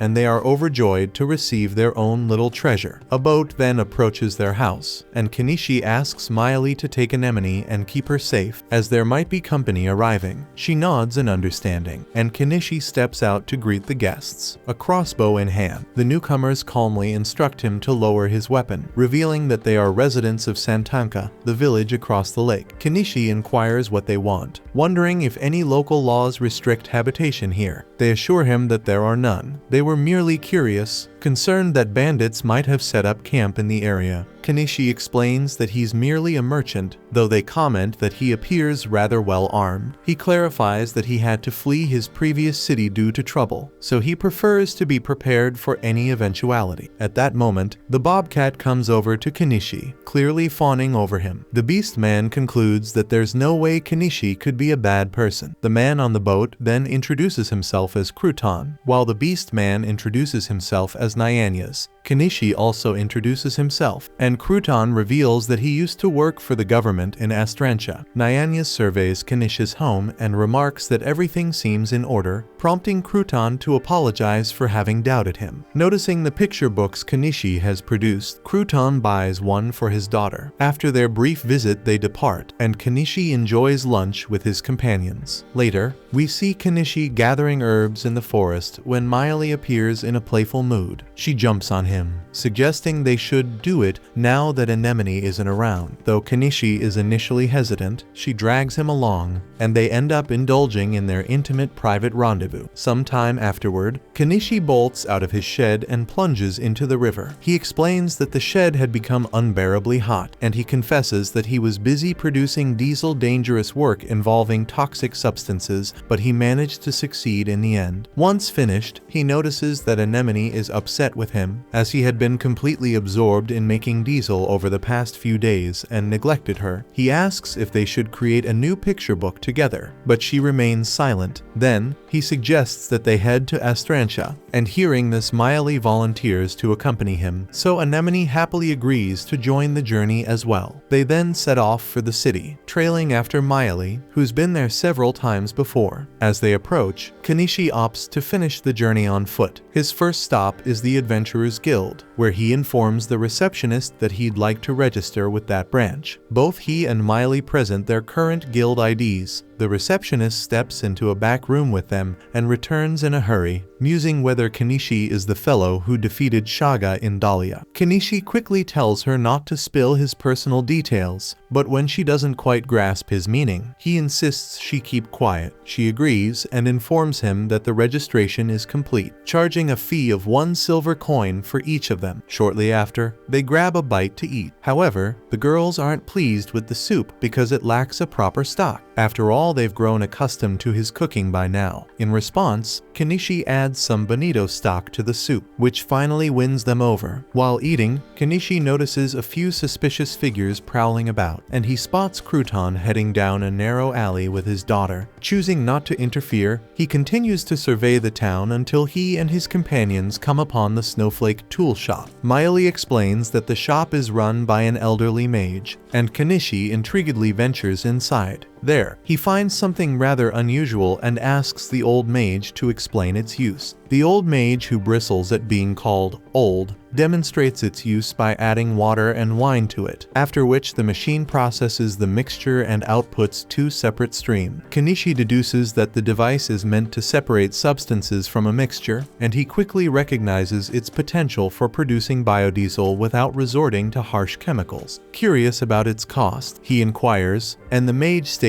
it's 5 gold coins, so he promptly purchases it. Not long after, Anemone enters carrying a grimoire and tells the mage she wishes to buy it. Kenichi's eyes light up at the sight of a grimoire. He asks if reading one actually enables a person to wield magic, and the mage explains that it does as long as the reader has inherent magical power. Intrigued, Kenichi examines the book and asks its price. It's 10 gold coins. He decides to buy it, but the mage informs him that she cannot let him take it immediately since all grimoires must be registered, and she asks him to return in a week. Later, we see them on their way back when they come across Nyanya's, who is in such a hurry that he quickly takes his leave. Kenichi, sensing that things might soon become chaotic, feels they should head home. Just then, he hears a scream emanating from a nearby alley. Rushing over, he notices that Crouton and his daughter are being threatened by the same suspicious characters from earlier. At first, he tries to ignore the commotion, but when Anemone innocently asks if he isn't going to help them, he finds it impossible to say no. He instructs Miley to look after Anemone, then quickly buys a mask to conceal his identity and confronts the thugs. The thugs demand to know his intentions, and Kenichi sternly warns them to leave the parent-child pair alone or face the consequences of his magic. When they refuse to listen, he intimidates them further by hurling firecrackers and declaring that he will blast them from the inside, next an ultimatum that sends the criminals fleeing in fear. Although Crouton and his daughter are initially startled by his aggressive display, Kenichi soon reveals his true self, calming them down. Shortly thereafter, Nyanya's reappears, relieved to see that Crouton and his daughter are safe. Later on, Crouton thanks Kenichi for saving them, prompting Kenichi to inquire about the identities of the assailants. Crouton explains that they were grunts from Zudera, the notorious spice syndicate men he had arrested several times during his government service, who have been targeting him ever since. Crouton's daughter then asks if these are his friends, and he clarifies that they were the very individuals who had sold him the picture book. Excited by the revelation, she thanks Kenichi for the book, and Anemone adds that she had helped him create it. Hearing this, Mary expresses her own desire to make a book, and Anemone becomes equally enthusiastic about collaborating on one. The two kids quickly bond over their shared passion, and Kenichi feels a warm satisfaction at seeing Anemone make a friend her own age. After that, Crouton's family comes to visit Kenichi and Anemone, and they spend the entire day together enjoying various fun activities. By evening, they say their goodbyes, and soon after, Anemone and Mary begin visiting each other's homes and playing together every day. They even collaborate on a picture book retelling Cinderella. However, things take a sudden turn for the worse. One day, Crouton appears at Kenichi's house clutching all his life savings, urgently asking him to sell some medicine because his daughter has come down with a severe cold. He explains that this is a local disease, one so virulent that most sufferers don't survive the night.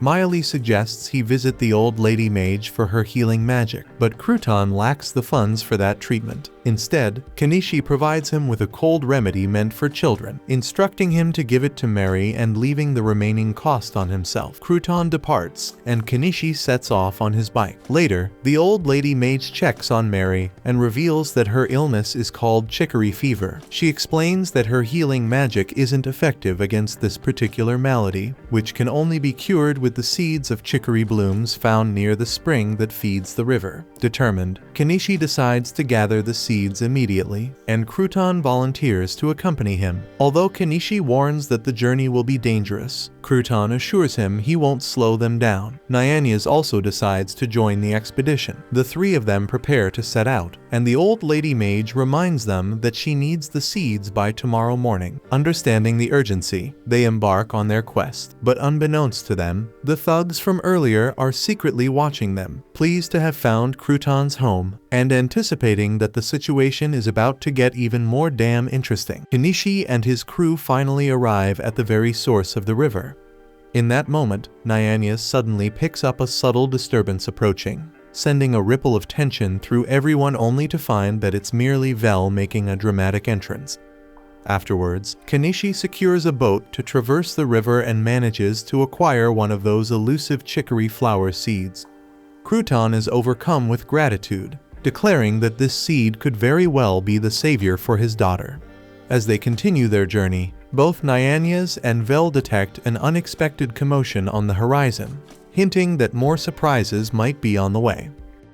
Kenichi soon realizes that a pack of black wolves is advancing, and he decides it's time for a grudge match. He swiftly summons two swords, handing one to Crouton and the other to Nyanya's, and declares that he'll keep the wolves occupied while they rush back to Mary. Though Nyanya's and Crouton hesitate to leave him behind, Kenichi insists that if they don't hurry, Mary's life could be in serious danger. Without wasting a moment, Kenichi launches an attack on the black wolves, using a volley of fireworks, chasing after them while Nyanya's and Crouton try to make their escape. However, the wolves turn and give chase instead, and soon the group notices that the goons from earlier are lurking nearby, and even someone among them appears to be controlling the wolves. Just then, the bobcat's keen sense picks up their scent, and she rounds up everyone from their hiding spot. Kenichi then spots a dropped flute one that belongs to the dogman and realizes that this creature is the one controlling the black wolves. So Kenichi urgently orders Nyanya's and Crouton to get out while they still can, and they promptly make their escape. The dogman then scrambles to retrieve his flute, trying to command the black wolves to pursue his targets. But Kenichi is convinced that the wolves won't be able to outrun a catman. Yet the wolves seem immune to the dogman's orders, their instincts alerting them to something ominous nearby. Suddenly, a massive shadowy beast emerges from the gloom and swiftly takes down the dogman. The goons scatter in terror, but Kenichi, ever the fool, sticks around to watch the carnage unfold. As the beast draws closer, Kenichi fires his crossbow at it. At that very moment, the bobcat leaps onto the beast to distract it, while Kenichi unleashes a barrage of firecrackers 10 times his usual amount. The brainless beast surprisingly catches the fireworks in its gaping maw, and the explosions detonate inside, visibly weakening it. Not one to be outdone, Kenichi then summons his backhoe and charges at the beast from behind, delivering a crushing blow to its head that brings it down. Surveying the scene, he notices the dogman lying unconscious, and the scene then fades as Kenichi heads back to Crouton's house. Kenichi inquires about Mary and soon learns that the worst is over, and Crouton and his wife gratefully thank him for saving their daughter. Though Kenichi insists he's not one to go around playing the hero, he admits that it was a welcome change of pace. Later, he pulls Crouton aside outside the house and confides that earlier he had saved the dogman, extracting a promise from him never to harm Crouton or his family. The dogman agreed, though he warned that he couldn't control others who might bear a grudge against Crouton. Sensing the danger, Kenichi advises Crouton to relocate his family so they'll no longer be at risk. Crouton laments that he has nowhere else to go, and he even can't move to Dahlia either because Zudera is linked to Bacopa. Sensing a solution, Kenichi mentions he has a lead, Paul's domain, which was formed recently. He even offers to write a letter of recommendation, given his friendship with the Baron, and though Crouton is thrilled at the prospect, he asks for time to consider the decision. Kenichi understands that abandoning one's homeland requires a certain resolve. The next day, when Kenichi returns home, Miley is furious that she wasn't included in such a fun adventure. Kenichi explains that he simply didn't have the time to bring her along, and he also needed someone to watch over Anemone. Miley eventually accepts his explanation, and Anemone expresses heartfelt gratitude for Mary's rescue. A few days later, Crouton and Nyanya's depart the city, heading towards Paul's barony, while Crouton's wife and daughters remain behind because Mary is still unwell, and they plan to join him at the barony later.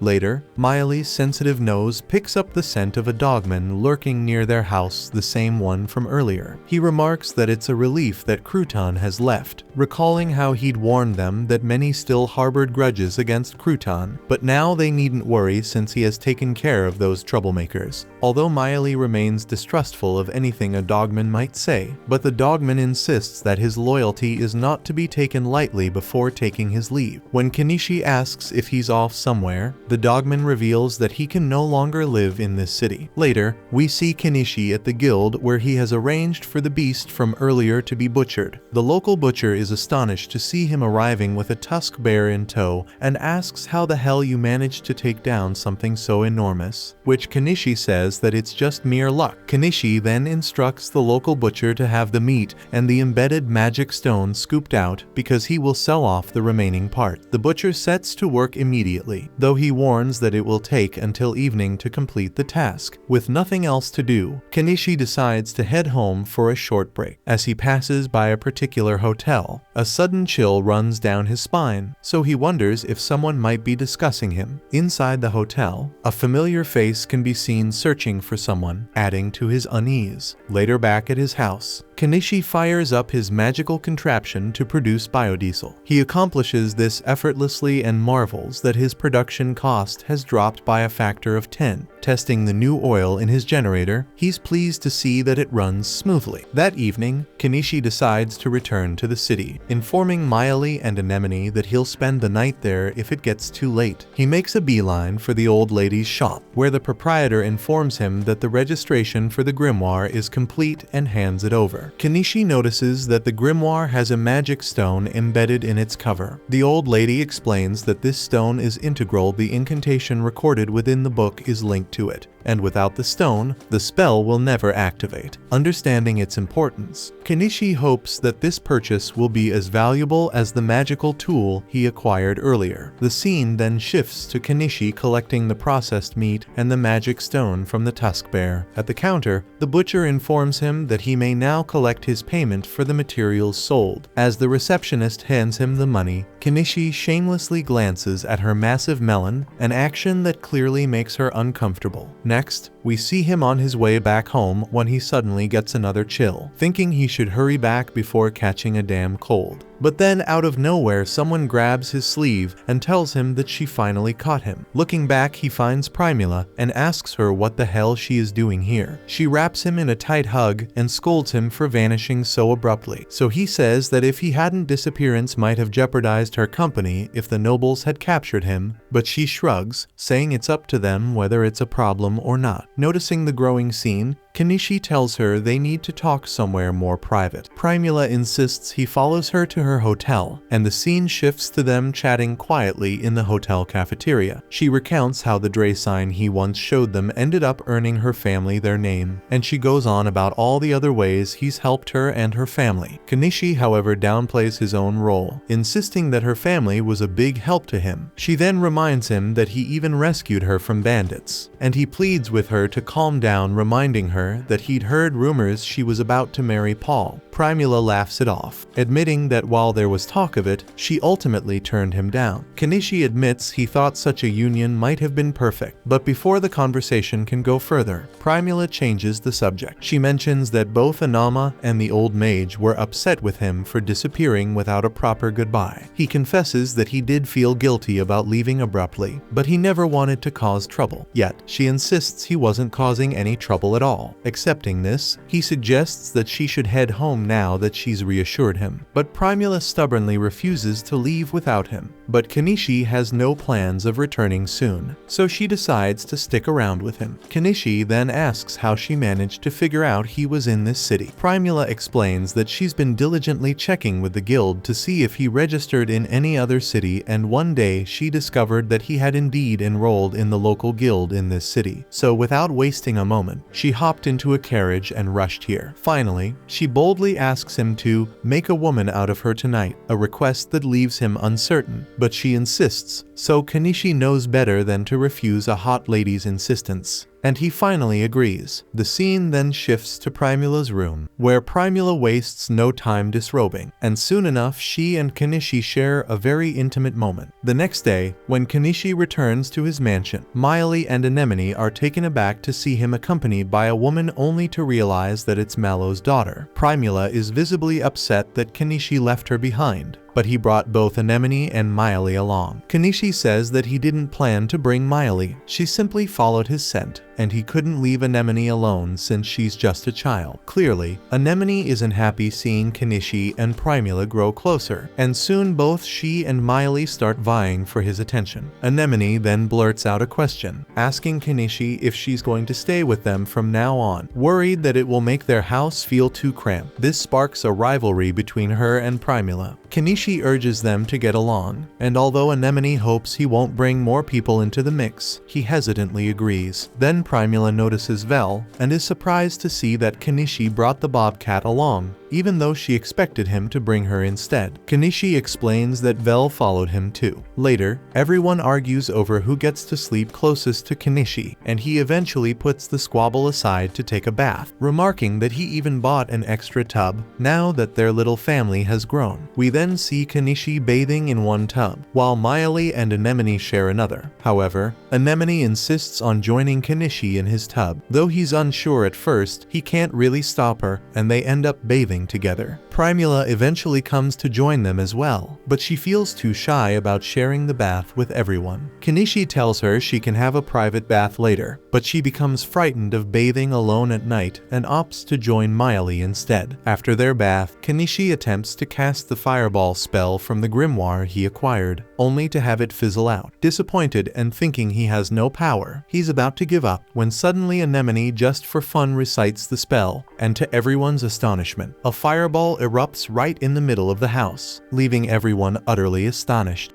Without delay, Kenichi snaps up a fire extinguisher, and alongside the girls they quickly douses the sudden blaze. Anemone apologizes for the disruption, but instead of getting mad, Kenichi is delighted and impressed that she managed to use her magic so effectively. But the excitement is short-lived as Anemone suddenly collapses, so they immediately take her to bed, and by morning her fever has eased. Kenichi then offers her a can of peaches, which she devours with joy, and the other two girls are equally fascinated, remarking that the peaches taste like a fruit proper for royalty.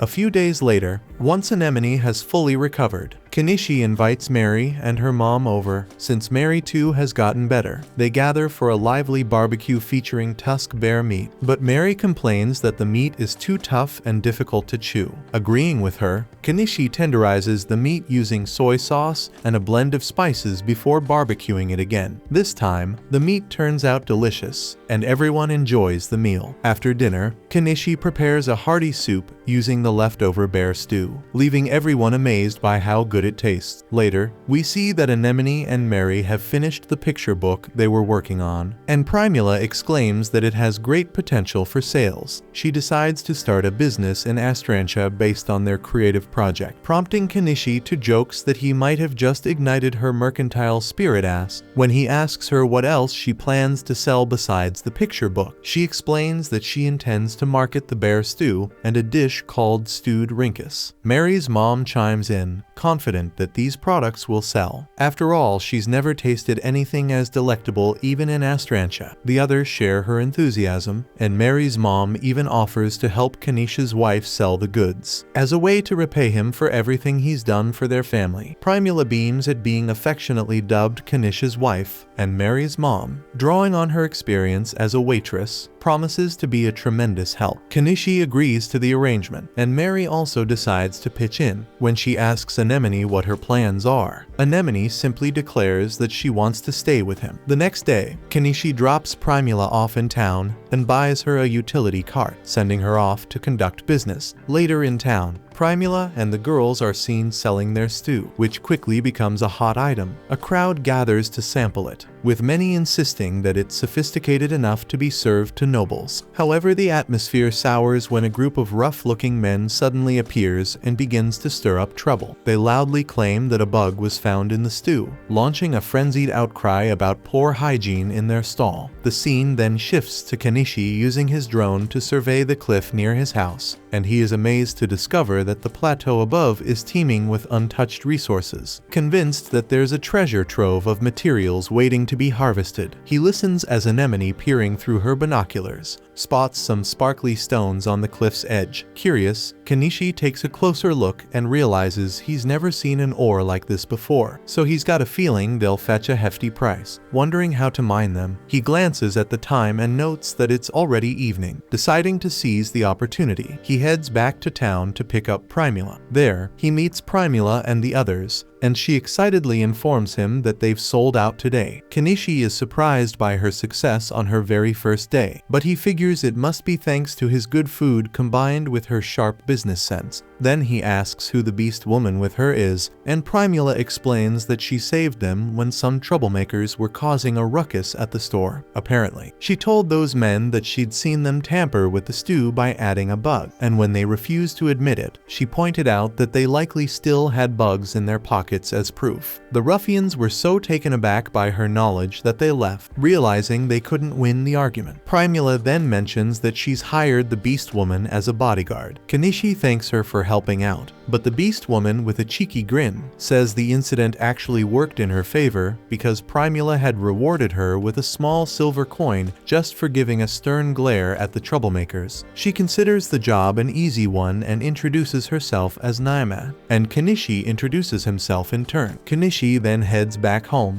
and there, Miley and Anemone welcome him warmly, but they're surprised to see that he's brought another woman along. Kenichi explains that she's Primula's new bodyguard, so Miley is relieved to learn she isn't yet another one of his conquests. And Kenichi adds that Naimna is only there because Primula wanted to treat her to dinner. The bobcat then greets Kenichi at the door, and Naimna becomes shocked at the sight of a bobcat. Later that evening, Naimna sits down to dinner and gushes that the meal is fantastic, but she laments that it would be even better with a glass of wine. Kenichi obliges by handing her some, though he sheepishly admits it's the cheapest wine he could find in the store. Naimna marvels, declaring the place feels like paradise with such scrumptious food and wine. Not long after, Kenichi casually asks if she'd like to take a bath. Surprised and delighted that they even have one, Naimna nods, while Anemone volunteers to heat up the water using her fire magic. Kenichi watches with a trace of worry, wondering if it's safe for her to cast fire magic in rapid succession. But Primula reassures him that every use of magic only strengthens their abilities. Eventually, everyone settles into a long, relaxing soak in the tub, and later they dry off, feeling refreshed. Afterwards, Naimna admires the beds, confessing that she could live here forever, but Miley quickly objects, pointing out that the house is already cramped with the four of them. Later, Kenichi begins Anemone's classes. Much to Naimna's surprise at seeing her study, Kenichi explains that learning to read, write, and do arithmetic will broaden her future opportunities. He adds that he's heard women have few options in this world, a fact that Naimna grimly acknowledges, noting that many are forced to sell themselves to survive. Kenichi then suggests that Anemone work with Primula to learn the ropes of business, but Anemone is adamant about pursuing magic and one day slaying dragons with him instead. Kenichi, however, is not keen on grand adventures. He'd much prefer to lead a slow, peaceful life. In the meantime, Primula's stall continues to flourish each day, and Kenichi manages to build a scaffolding to scale the cliff. When he finishes, he notices it's already late. Primula returns from work and asks him if he's just storing all that junk in his item box. He admits he does have many secrets locked away, but he can't reveal everything. And he adds that everyone has a few secrets, and he's sure she has one or two of her own. Suspicious yet intrigued, she watches as he plants a kiss on her, whispering that now is the time to leave if she wishes, but she refuses to leave him. Naimna is watching the hot scene, hoping they won't engage in such antics in her presence, as it frustrates her. Kenichi then jokingly asks if she doesn't have a man, remarking on how charming she is, but she coolly replies that she prefers to steer clear of useless men. The next day, Kenichi is busy cutting grass around the scaffolding, while Primula takes the day off to explore the other side. Once they all climb up, Kenichi reveals that he's also invited Mary and her mom to join the outing. They then disperse to pursue various interests, and Kenichi starts drilling into the wall of the cliff. He extracts an ore, examines it, and discovers it's called rhodonite, and a single piece is worth more than 200,000 50,000 yen. Excited at the prospect of striking it rich, he mines several more, eventually accumulating a total value of about 1 million yen. Later that evening, Kenichi turns his attention to dinner, preparing gyoza with the help of the girls. When the meal is finished, they all sit down to taste it, marveling at how delicious it is, especially considering it's made from bear meat. Primula is particularly impressed by the tangy yellow sauce, which Kenichi explains is called mayonnaise, a condiment that, according to Naima, has recently become very popular in the empire. She adds that it was even created by a mage using magic, a comment that reminds Kenichi of the ingenious innovator behind double-entry bookkeeping and the pitcher pump. As they continue dining, Kenichi wonders if the mage is also eating gyoza, and then Primula asks if he used magic to make the gyoza, but he insists that his secret lies in a simple recipe: vinegar, eggs, and some oil. Surprised by this down-to-earth method, Primula begs him to teach her the recipe, and he promises to do so later. Soon, as they resume eating, Primula mentions that she'd love to sell the gyoza at her stall. Kenichi reminds her that it's a labor-intensive process, to which she retorts that she can always hire extra staff. Kenichi smiles, acknowledging that she truly is a full-fledged merchant. Not ready to call it a night yet, Kenichi decides to prepare another dish. This time he cooks a steak, and Naimna thinks that it's so delicious. But then her keen nose picks up a distinct aroma, and Kenichi reveals that it's wine. She eagerly requests a taste, and Kenichi warns her that the wine is potent, but he can't resist her pleading, so he pours her a generous gulp, and before long, she becomes completely drunk and clings to him. Miley, disapproving of the display, drags her away, but Naimna assures Miley she has no intention of stealing Kenichi away, and she even asks if she can stay with everyone. Miley, however, sternly refuses, ordering her to leave immediately. Kenichi intervenes, reminding Miley to behave, as Primula still needs her as a bodyguard. Although Miley remains wary of Naimna, Primula trusts her and ultimately agrees to let her stay, knowing well that Naimna's interest lies solely in the food and not in Kenichi himself. Later, we see that Naimna has set up her own room in the shed. She casually asks Kenichi if she needs to pay rent, to which he replies that she doesn't. Teasingly, she asks if he's trying to tame her,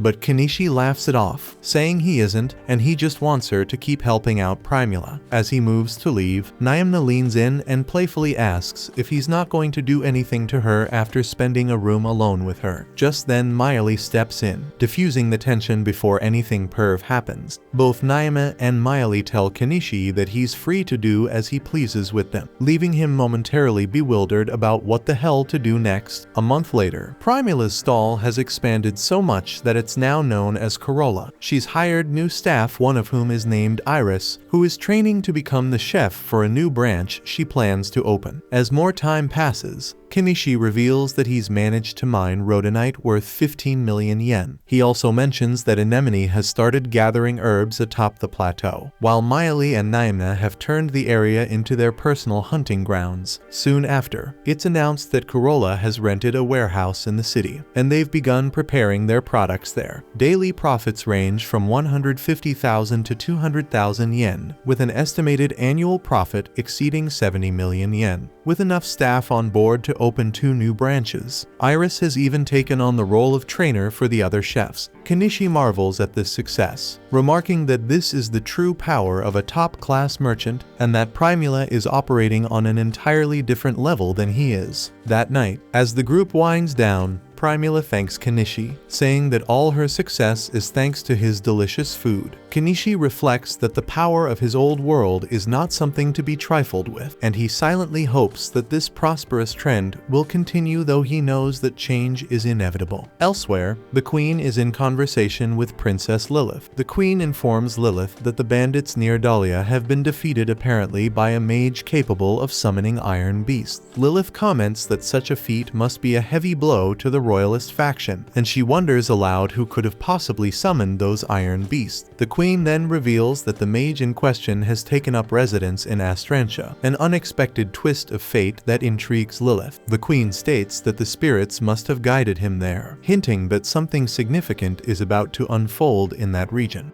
The next day, Primula formally introduces herself to Mr. Eupatorium's wife, Kenum, Their conversation flows effortlessly, centering on her father's company and the success of their expanding trade network. Elsewhere, Kenichi seeks out the old witch, intent on acquiring a tome on explosion magic.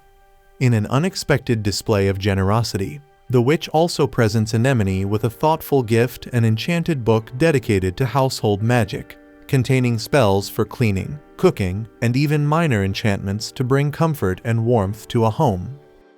Later that evening, while gathered with his friends, Primula informs Kenichi that Lady Canon is in need of an elegant brooch. Apparently, during her recent trip to Dahlia City, she had taken notice of the brooches sold by Mallow's company and left the city in a state of discontent. In response, Kenichi hands Primula a beautifully carved stone featuring the likeness of a woman. When Primula examines it, she is struck by the resemblance to Lady Canon, so Kenichi instructs her to present it to Canon, emphasizing that he made it especially for her. The next morning, Miley brings news to Kenichi about some newly discovered dungeons in the area, a detail she had withheld previously to keep Naimna in the dark, as she still harbors a dislike for her. Not long after, Anemone declares her desire to join the expedition, and Kenichi readily agrees. Setting off together, the group is captivated by the dungeon's breathtaking beauty, prompting Kenichi to snap some photos with his camera. They soon come across several glittering crystals, and Kenichi employs a rocket tool to collect them, hoping these valuable finds will fetch a fortune. But suddenly, a strange presence emerges, and it's a giant spider, so instantly they brace themselves for battle. Kenichi then fires his crossbow at the monstrous arachnid, but his bolts seem ineffective. Miley then takes aim with her bow, targeting the spider's eyes, which weakens it noticeably. So Kenichi instructs Anemone to use her magic to strike at its eyes as well. But fear holds her back, and the spider launches a vicious attack, forcing the team to retreat. Outside the dungeon, an ashamed Anemone apologizes to Kenichi for her hesitation, and he gently reassures her that she's still too young for such perilous escapades. That night, as everyone soaks in hot water to unwind, Naimna seethes with anger for not being informed about the dungeon expedition. Undeterred, Kenichi announces that he plans to return to extract more crystals. This time, Naimna insists on joining the next trip, especially since Primula has taken a few days off from work, and Kenichi agrees. Later, in a quieter moment, Kenichi informs Anemone that he has finished recording the new spellbook. Brimming with excitement, Anemone eagerly opens the book to read, but Kenichi quickly intervenes, advising her that she should continue her training first before diving into the contents of the book that will burn the whole house. The next morning, the group resumes their training before heading back into the dungeon. Kenichi picks up where he left off, meticulously collecting crystals along the way. Suddenly, the giant spider reappears, prompting the team to spring into action according to their carefully laid plan. The girls quickly hurl poison at the arachnid to disrupt its web spinning, while Anemone seizes the moment to launch a fiery fireball that incinerates it completely. With the threat vanquished, the group continues their exploration until the spider reappears, and another fierce battle erupts. Just as tensions rise, a second spider emerges, this time revealed to be a female. Kenichi deduces that the larger female is likely the nest guardian, remaining in her lair, while the now deceased male once roamed in search of food. Since she can no longer hunt, he figures that she will eventually perish from starvation. The group decides to leave, but the female spider blocks their exit. The girls again attempt to neutralize the threat by throwing poison, and Anemone casts a series of spells, but nothing seems to budge the relentless creature, which continues its assault without retreating. Thinking quickly, Kenichi devises a new strategy. He purchases a bulldozer. With Anemone at his side, he rides the machine straight at the spider. He swings the bulldozer's shovel with all his might, but the creature clings stubbornly to the metal and even begins climbing it. In a swift counter, Anemone unleashes a burst of magic to knock the spider off balance, giving Kenichi the opening he needs. He then delivers a final, crushing blow with the bulldozer's shovel, ending the creature's life once and for all. With the passage finally cleared, Kenichi gathers additional crystals before the team exits the dungeon. Back at home, the moment Primula catches sight of a spider, she screams in terror. The rest of the group rushes indoors, only to discover that Kenichi has brought back a spider egg. He explains that contrary to their fears, the egg is extremely extremely useful, and when cooked, it is packed with vitamins and bestows great strength upon those who consume it. Skeptical yet curious, the girls sample the dish, and they are delighted by its rich, unique flavor. Primula then exclaims with excitement that the dish tastes just like cheese, and she explains that in the kingdom of Cadden,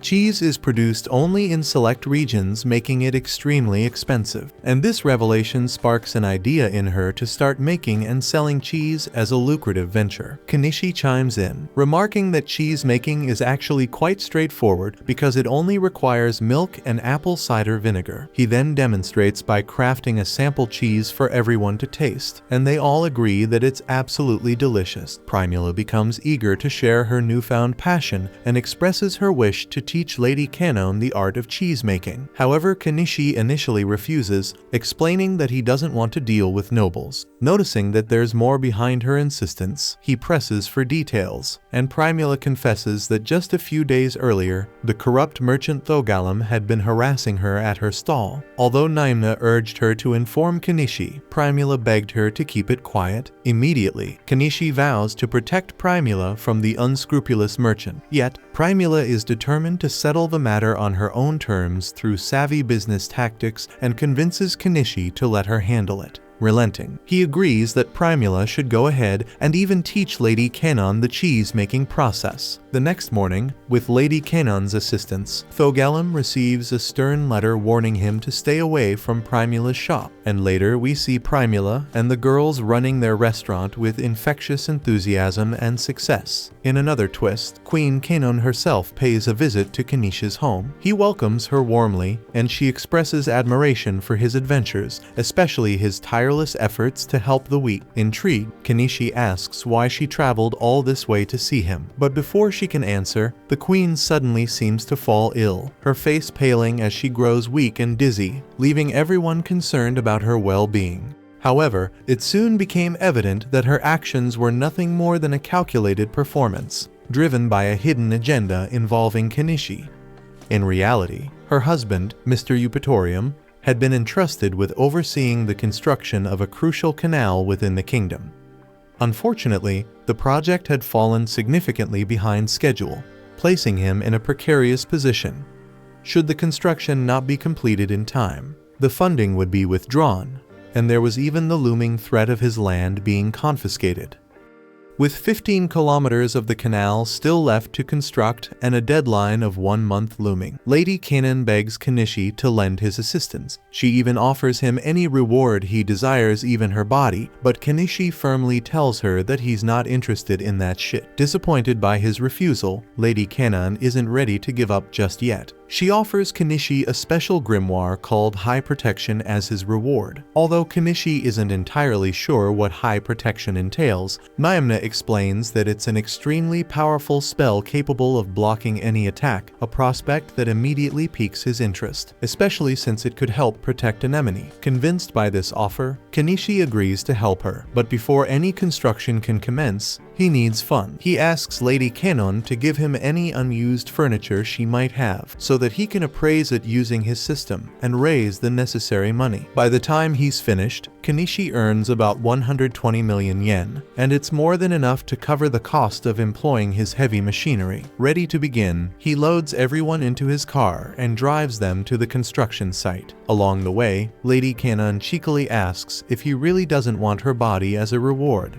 Kenichi flatly refuses, which only infuriates her since she knows he has no qualms about sleeping with beast women, so she asks why he wouldn't sleep with her. Eventually, they arrive at the construction site, where Kenichi unexpectedly runs into Miley's brothers. While it's nice to see them again, Kenichi can't help but wonder why they're working on construction when they should have been set for life after receiving a huge payout for killing Shaga. But apparently, one tavern led to another, and after one wild night, they're broke once more. Suddenly, Naimna appears to see what's happening, and immediately when Miley's brothers catch sight of her, they practically fall in love. Moving on, Lady Canon introduces Kenichi to Porridge, the man she hired to oversee the construction work. Porridge remarks that she didn't need to come out here in person. But Lady Kenon insists it's important, especially since she's brought someone to help. She explains that Kenichi as a mage will be able to accelerate the process dramatically, though Kenichi modestly retorts that he's just a merchant. In any case, Porridge has no reason to refuse additional help, so he agrees to continue his work and asks Lady Kenon to review the bill for the equipment required. While Lady Kenon examines the invoice, Primula takes a look as well, and she is immediately disgusted by the exorbitant prices listed. She pleads with Lady Kenon to let her handle the bill, and after reading through the entire document, she becomes convinced that Porridge is trying to rip her off. Porridge defends himself, arguing that he needs to make a profit from the deal and that there aren't any other merchants who could supply 1,000 axes as easily as he could. But he is quickly proven wrong when Primula turns to Kenichi and asks if he can source 1,000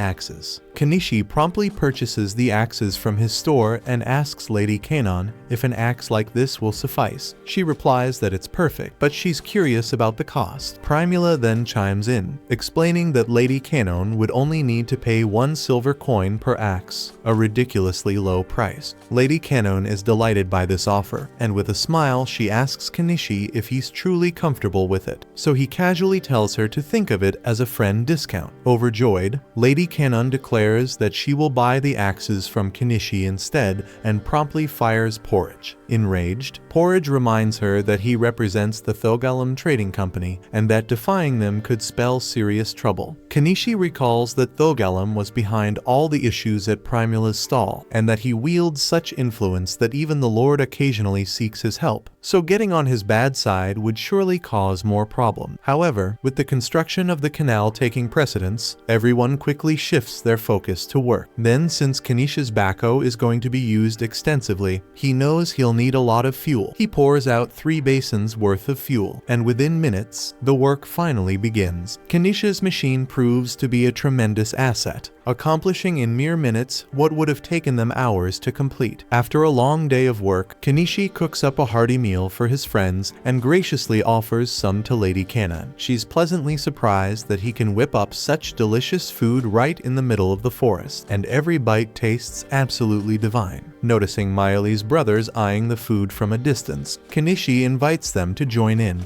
but they aren't the only ones feeling the hunger. Nearly all the workers are famished, as their usual tavern is in the city and the journey there is far too expensive. Feeling sympathy for the laborers, Primula comes up with a clever idea and asks Kenichi for permission to use his recipe to feed everyone. Of course, she'll still charge a fair price so that the meals remain affordable. The workers are overjoyed to have such nourishing food available, and soon the work site transforms into a festive gathering, much to Lady Kenon's delight at the newfound liveliness. Later that evening, Kenichi sets up a makeshift bath and invites Lady Kenon to use it to freshen up. She's amazed that he can create a proper bath in the midst of the wood. However, as Kenichi prepares to leave, Lady Kenon suddenly grabs his arm and orders him to join her in the bath. Kenichi struggles to resist because technically he is married to Primula and has responsibilities toward Anemone, so he simply can't indulge in such moments whenever he wishes. Lady Kenon, however, admires how deeply Kenichi cares for his family, something she never experienced as her own family barely acknowledged her individuality, caring only about whom she would marry. Kenichi sympathetically remarks that sounds sad, but quickly adds that it's none of his business, and he hurries out of the bathroom before Lady Kenon can make another attempt at seduction. The next morning, Kenichi rises early and immediately notices Lady Kenon hard at work, distributing food to all the laborers. For a brief moment, a mischievous thought flits across his mind. Perhaps it wouldn't be so terrible to make Lady Kenon taste of his Japanese stick. But almost immediately, all the girls crowd around him, clearly picking up on his fleeting thought. He quickly dismisses it, insisting that he wouldn't actually sleep with Lady Kenon because she's married, and he's smart enough to avoid such drama. Lady Kenon, for her part, understands that Kenichi isn't interested in her romantically, but she's determined. With a whole month ahead of them, she's convinced that sooner or later she'll make him give in. A few moments later, porridge, and one of his associates return to the work site, grumbling that none of the workers have been patronizing the tavern they run. Primula explains that it's because she started selling food at an affordable price right there at the site, so the workers no longer need to travel into the city. She makes it clear that the loss of customers isn't because she stole them, but simply because the tavern's prices were sky high. She adds that if they ever hope to recover, they'll need to be more honest in their business practices. After that, work goes on as usual, and once the trees are felled, Kenichi drives his backhoe to gather all the wood and debris into his storage. Progress on the canal is steady, and by noon, Lady Kanon's servants finally arrive, swelling the number of people on site. Soon, water becomes an issue. Although Kenichi could purchase water from his store, the cost is prohibitive. Instead, he decides to strike a deal with the beast folk. They mention a nearby spring, but it's nearly impossible to access without cat-like agility. So Kenichi offers them alcohol in exchange for fetching the water. And since the beast folk adore alcohol, they eagerly accept his proposition. And before long, the water supply problem is resolved. As the day winds down, and while the beast folk happily indulge in their alcohol, Kenichi announces that he's ready for bed. But just before he can depart, a drunken Lady Kanon clutches his arm and begins dragging him toward the bedroom. Kenichi, however, remains steadfast and refuses to give in to temptation. Instead, he uses her inebriated state as an opportunity to have her sign a paper, clearly stating that she will not try to ambush him again. Sometime later, after Lady Kanon finally drifts off to sleep, Kenichi quietly leaves the guest room and attempts to return to the main house. However, Anemone stops him, complaining that he still carries Lady Kanon's damn scent. Eventually, Mr. Eupatorium's section of the canal is completed just within the 1-month deadline and is officially inaugurated at a ceremony attended by the royal family. Kenichi had hoped to avoid the ceremony entirely, but Lady Kanon pressured him into attending. In the middle of the proceedings, she unexpectedly calls on him. With no choice but to demonstrate the unique magic that made the project possible, Kenichi summons his backhoe and puts on a little show for the audience. The crowd is captivated as he expertly balances a log on the end of the backhoe, a skill so impressive that everyone wonders where he learned to do that. After the ceremony concludes, Lady Kanon is approached by Viscount Thunberja, who is incredulous that the mage who defeated Shaga is actually in Astrantia. He had been convinced that Lady Kanon would eventually lose her land and be forced to flee the country. Instead, she laughs in his face, joking that his remark is almost as funny as the excuse for this shitey look and that damn mustache on his face. Kenichi observes the exchange and assumes it's just another rivalry among nobles. However, Primula notices something unsettling. An old man is riding in Thunberja's carriage, the same man who was stripped of his status in Dahlia when it was revealed that he had hired Shaga to kidnap Primula. The following day, Kenichi meets with Mr. Eupatorium, Lady Kanon's husband, who wants to personally thank him for all the assistance provided in completing the project. He admits that he hadn't put much effort into maintaining his territory before, but after nearly losing it due to the tight deadline, he's determined to turn over a new leaf. He also mentions that there's one more matter he wishes to discuss with Kenichi. He found one of the pictures Kenichi sold some time ago and is keen to learn how Kenichi created it. Kenichi then proceeds to demonstrate the entire printing process to Mr. Eupatorium, who listens with wide-eyed excitement, hanging on every word. But little does he know that he's being schooled by the very man who makes his wife crave his damn cucumber. After Kenichi finishes teaching him how to produce the pictures, their discussion resumes. Mr. Eupatorium then expresses his desire to hire Primula to manage Astrantia's finances. Primula is deeply grateful for the opportunity, but realizing it might be too much for her to handle alone, she asks Mr. Eupatorium if she can seek her father's support. Mr. Eupatorium, well aware of how influential Mallow from the Mallow Trading Company is over in Dahlia, would be more than happy to have such an excellent merchant work with him. Yet, he hesitates because establishing a connection with one of Dahlia's most influential merchants might provoke Thogalum to act. Kenichi, having heard plenty about Thogalum lately, questions why Mr. Eupatorium doesn't just kick Thogalum out of Astrantia, since it's clear he isn't well liked. Embarrassed to admit it, Mr. Eupatorium confesses that with the current budget in Astrantia, they simply can't afford a night order In a battle against Thogalum and his men, they'd inevitably lose. But then Lady Canon steps in and tells her husband that they actually stand a good chance of winning, thanks to Kenichi and his magical machine. After all, he's her friend. Though Kenichi isn't fond of getting entangled in troublesome matters, he agrees to help fight Thogalum if it ever comes down to it, given the gravity of the situation. Later that evening, Kenichi and his team return to their original location, and he sets about restoring their house. They also secure the high protection grimoire promised by Lady Canon, paving the way for Anemone to soon begin her spell training. For now, though, everyone gathers to relax, taking a long soothing bath under the stars.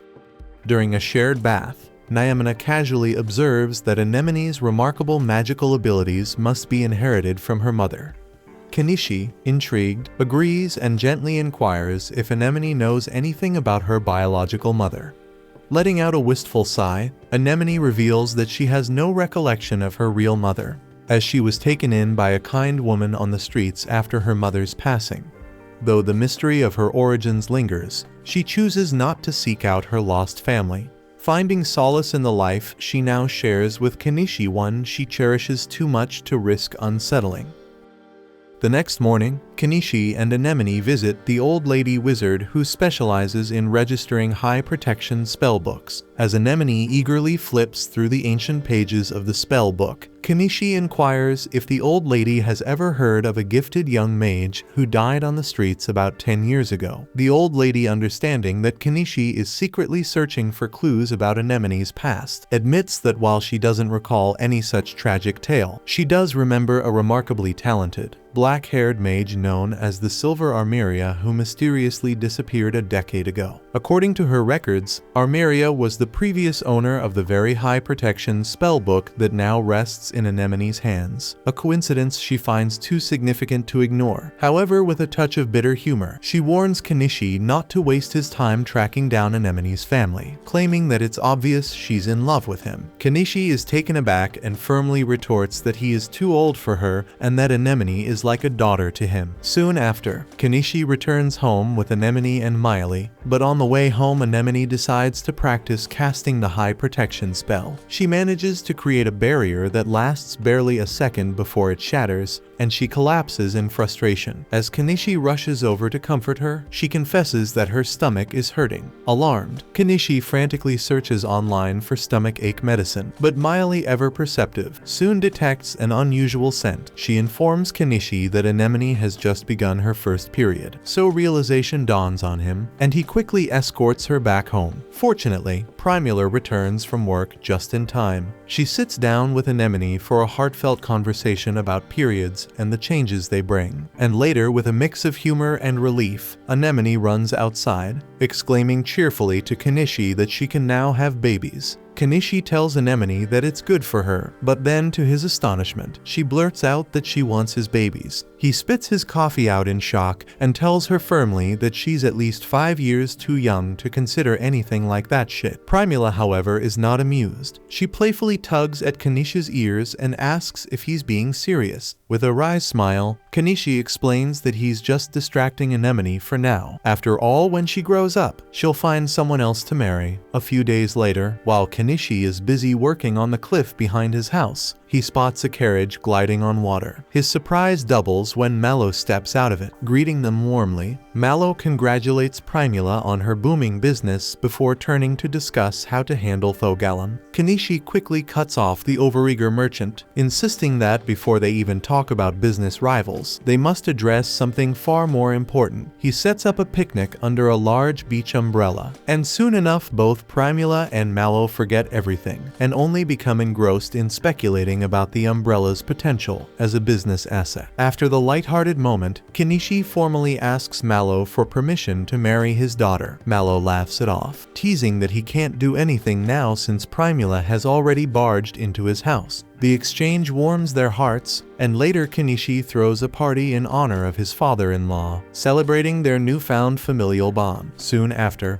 Mallow begins working to expand his influence in the city's market. Meanwhile, old friends come to visit Kenichi. Crouton arrives accompanied by Paul. Paul is initially delighted to see Primula, but his joy quickly turns to heartbreak when he learns she married Kenichi. He had hoped she was merely shy when she disappeared after his proposal, but now he accepts that he had no chance, resigning himself to the fact that Primula chose the better older man. With another strong ally by his side, Kenichi sets his sights on dealing with Thogalum. He heads to the market, where Lady Canon and her husband are also present, to confront the nefarious merchant once and for all. Kenichi then strides confidently over to Thogalum's trading company stalls and asks if they're interested in buying goods. An eager merchant nods, so Kenichi proudly announces he has something valuable to sell, and without hesitation, he pulls the corpse of a giant spider monster straight from his item box. Chaos erupts in the market as onlookers panic, and then the merchant blurts out, asking if Kenichi is trying to pick a fight. Kenichi coolly confirms that he is indeed, and moments later, Thogalum's goons swarm in, weapons drawn. Even before Thogalum himself appears, his lackeys quickly identify Kenichi, exclaiming that he's the mage who's been disrupting their business. Kenichi retorts sharply, vowing that he'll pay back every bit for harassing his wife. In response, Thogalum orders his goons to attack, confident that Kenichi is on his own. But Kenichi isn't alone because Paul, Crouton, and several others rush to his aid. Despite Thogalum's boastful assurance of superior numbers, everything changes when Vel leaps in front of Kenichi. The sight of the sacred bobcat, a cherished member of Kenichi's family, sends the cat folk reeling, and they turn tail and flee, unwilling to face such a formidable foe. Forced to retreat, Thogalum slinks back into his stronghold. Undeterred, Kenichi and his crew press on inside, where they soon encounter a gang of dog mercenaries who show no hesitation in challenging a bobcat. Vel becomes visibly agitated upon seeing their leader, and in that moment, Kenichi realizes that this very dog is the scoundrel who once harmed her. The dog mercenaries immediately launch an attack, and Paul steps forward to engage their leader. Meanwhile, Maile and Naima showcase their flawless archery skills against the rest of the mercenaries, while a friend of Crouton helps push the dogs back. The head dog battles Paul fiercely, matching him blow for blow, deciding to tip the scales. Kenichi joins the fray by summoning his mini excavator. He starts demolishing Thogalum's estate, hurling stones at the goons to knock them out cold. Realizing he's now isolated, Thogalum attempts to flee, but Kenichi gives chase. Once outside, Kenichi returns the mini excavator to his item box and summons a larger excavator to level Thogalum's shop. As the building crumbles under his assault, Thogalum panics. Just then, Mallow intervenes, urging Kenichi to cease the destruction, pointing out that the building could serve as their headquarters in this city. Thogalum curses both Mallow and Kenichi, threatening that the law will punish them for trying to kill him. With a defiant smirk, Kenichi fires back, declaring that the moment Thogalum ordered his goons to unsheath their weapons, he had effectively branded himself as a conspirator against the Viscount's life. The irate Thogalum barely comprehends what's unfolding when the Viscount steps forward, acting as if Thogalum had been plotting to kill him, thereby giving Kenichi a valid excuse for his abrupt intervention. The Viscount declares that if Thogalum abandons his property and permanently leaves the city, his crimes will be forgiven. Cornered by circumstance, Thogalum has no option but to accept the offer to save himself. Before departing, however, he tells Mallow that he has found a good partner in Kenichi, but he also warns him to consider carefully why his daughter was kidnapped. Just then, a messenger from the royal capital arrives with urgent news. The king has summoned the mage known as Kenichi immediately. The Viscount confirms the letter's authenticity, and Thogalum laughs bitterly, remarking that the nail that sticks out gets hammered, before slinking away. Kenichi, meanwhile, is left deep in thought over Thogalum's parting words. He begins to suspect that the true reason behind Primula's kidnapping is rooted in jealousy. Some powerful people, envious of the soaring value of the Mallow Company since his alliance, might have orchestrated it. The realization that his actions might have endangered Primula fills Kenichi with burning anger, and he vows to ensure her safety from that day forward. That night, as the town settles down, Kenichi gathers Primula and Mallow and announces that he won't be supplying them with any new items for the time being, in order to avoid drawing unwanted attention. Primula, however, refuses to accept that his actions have placed her in danger. She argues that taking risks is part of earning a profit, even if it means facing kidnapping, and declares, with resolute determination, that she doesn't care about the consequences because she's chosen to spend her life with him. She reminds him that the royal family was bound to call on him sooner or later, and now she wants to stand by his side through it all. The next day, Crouton departs with his wife and daughter to settle into his new home in Paul's territory. Meanwhile, an emotional Anemone bids farewell to her best friend Mary. Afterward, Kenichi decides to make his own move. He packs up his belongings and then asks both Lady Kenon and the Viscount what the consequences would be if he were to run away instead of heading to the capital. Their panicked responses make it clear that such an act would be seen as rebellion, and they would be held responsible for allowing him to escape. Realizing he has no viable alternative, Kenichi resolves to go to the royal capital, and his girls refuse to leave him, no matter what he says. The group finally arrives at the royal capital, a breathtaking city adorned with grandeur. However, its labyrinthine streets prove to be a challenge, causing Kenichi to lose his bearings. As he aimlessly navigates the unfamiliar roads, he unexpectedly encounters a patrol of castle guards. Reacting swiftly, he presents the king's letter, prompting the guards to assess him with cautious curiosity. After a brief deliberation, they depart, only to return an hour later, escorting the princess and her retinue with an air of regal authority.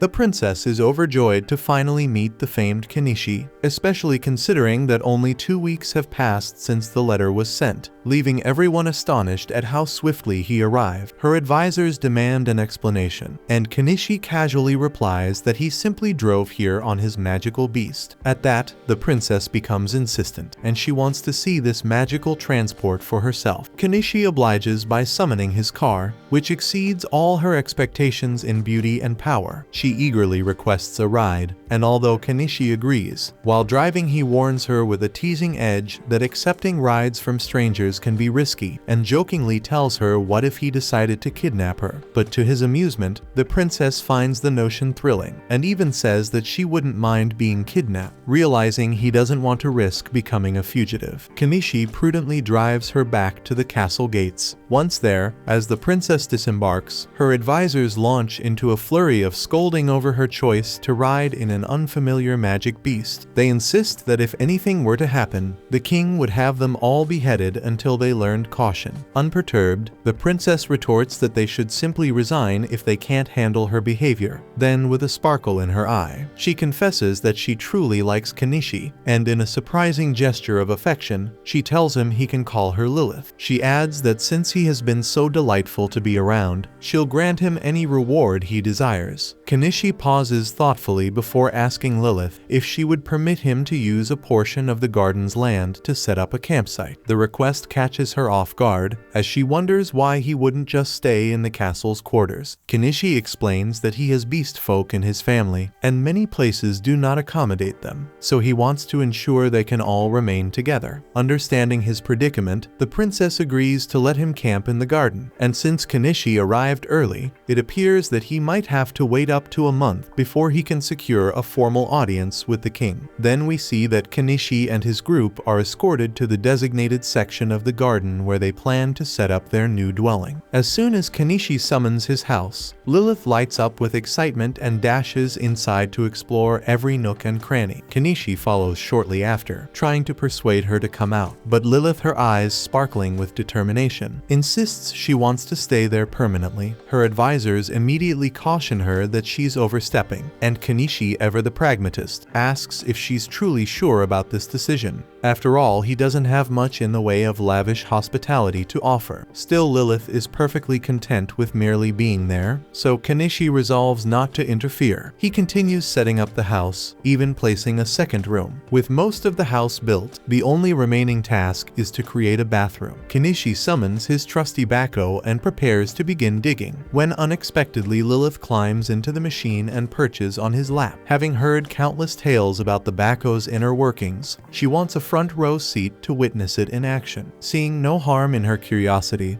Kenichi proceeds with his work. Once he finishes, he carefully carries the princess out of the backhoe. However, as soon as she emerges, a knight in the princess's service draws his sword and shouts at Kenichi for his casual handling of her. The knight then lunges at him with lethal intent. Quick on his feet, Kenichi conjures a shield to block the attack and pulls out a crossbow in retaliation. The knight retreats momentarily to dodge the crossbow bolt, but Anemone, who refuses to let anyone harm Kenichi, launches a fiery attack at the assailant. The royal mage intervenes, blocking the fireball, just as Anemone readies herself to fire another. Before she can, however, Lilith steps in between, insisting that the fighting stop. Impressed by Anemone's youthful prowess in magic, Lilith formally introduces herself to her and inquires about the other spells she can cast. With a shy face, Anemone reveals that she's also mastered explosion magic, a feat so impressive that had she unleashed it, the knight and all of them would have been reduced to nothing more than pink dust. Later that evening, Kenichi begins preparing dinner, and the princess is instantly captivated by the delicious aroma wafting from the kitchen. However, she's puzzled by the unfamiliar white substance on her plate. Kenichi explains that it's called rice, and if she isn't comfortable with it, he could easily serve her some bread instead, but she insists she prefers the rice. Once the meal is ready, Kenichi serves Lilith a generous helping of rice and curry, and she devours it with unbridled delight. Curious, she asks if it's common for ordinary folk to enjoy such delectable fare, explaining that she's never tasted anything like it before. Kenichi sighs and explains that spices are nearly impossible for commoners to obtain because the spice syndicate keeps hiking up the prices. Lilith, well aware of the spice syndicate's long-standing nuisance, then inquires if Kenichi knows exactly which spices were used to craft the dish. Unfortunately, Kenichi admits he isn't the one who prepared it, though he offers to give her a can of those spices so she can try to replicate the flavor herself. Taking that as a challenge, the princess eagerly decides to experiment with the spice blend. Meanwhile, she finds herself particularly fond of the spoon and plate Kenichi provided, and she asks if she can purchase them. Kenichi agrees, but first he wants to confer with Primula. He explains that under normal circumstances, he would sell the plate for 20 gold and the spoon for 10 gold. However, since it's the princess buying, he figures he might set the price at 20 gold for each. Ultimately, he tells her it will cost 40 gold for one set, and Lilith is delighted by the bargain, so much so that she decides to buy 10 sets. Kenichi happily supplies the exquisite dinnerware, and Lilith is pleasantly surprised. She had almost doubted his claim to be a legitimate merchant. Now that she's convinced of his trade skills, she casually asks if he happens to have any black market items available. Kenichi neither confirms nor denies, and he will not give her anything illicit. Meanwhile, as Kenichi and Lilith converse, Anemone begins to feel a twinge of jealousy over the closeness between him and the princess. Lilith, however, is puzzled by Anemone's reaction, having assumed that Anemone was Kenichi's daughter. Although Kenichi does consider Anemone as his own, he makes it clear that they share no blood relation. Later that night, Kenichi allows Lilith to take a long, relaxing bath while he deliberately stays far away. He's not about to risk getting pulled into another messy situation, not wanting to share a room with the princess either. He lets Primula and Anemone remain inside with Lilith, while he camps out with Naima and Maile. However, during the night, both Naima and Maile suddenly spring up, their senses alerting them to something unusual lurking nearby. The next morning, Kenichi rises bright and early, and a few minutes later, Lilith follows suit, summoning her maids to dress her so she can start her day. Over the following days, Lilith keeps asking Kenichi for favors, one of which is to resolve the rat infestation in the castle. Taking her request seriously, Kenichi heads down into the tunnels armed with a metric ton of rat poison, successfully exterminating over 1,000 rats in one go. On another day, Lilith organizes an auction for the giant spider corpse stored in Kenichi's item box. Later, she even challenges Kenichi to stage a fake kidnapping to test if he can actually get away with it. Rising to the challenge, Kenichi grabs her and scales the castle walls, proving that he he could easily abscond with her if he so wished. The following day, wanting to do something nice for Kenichi, Lilith presents him with a curry her chefs have prepared. Although it appears green, its taste is amazing, prompting Kenichi to compliment the chefs for perfectly recreating the elusive curry spice. Suddenly, Lilith inquires if Kenichi has any food in his item box that her chefs wouldn't be able to replicate, taking that as a challenge. He produces a box of luxury chocolate. The princess tastes a piece and is astonished by its exquisite sweetness. She even passes a piece to her head chef, who admits in awe that with his current skills, he could never recreate such a delicacy. The next day, as Lilith finishes her duties, she eagerly goes out to meet Kenichi. Over dinner, both Naima and Miley mention that they sense something strange out there again,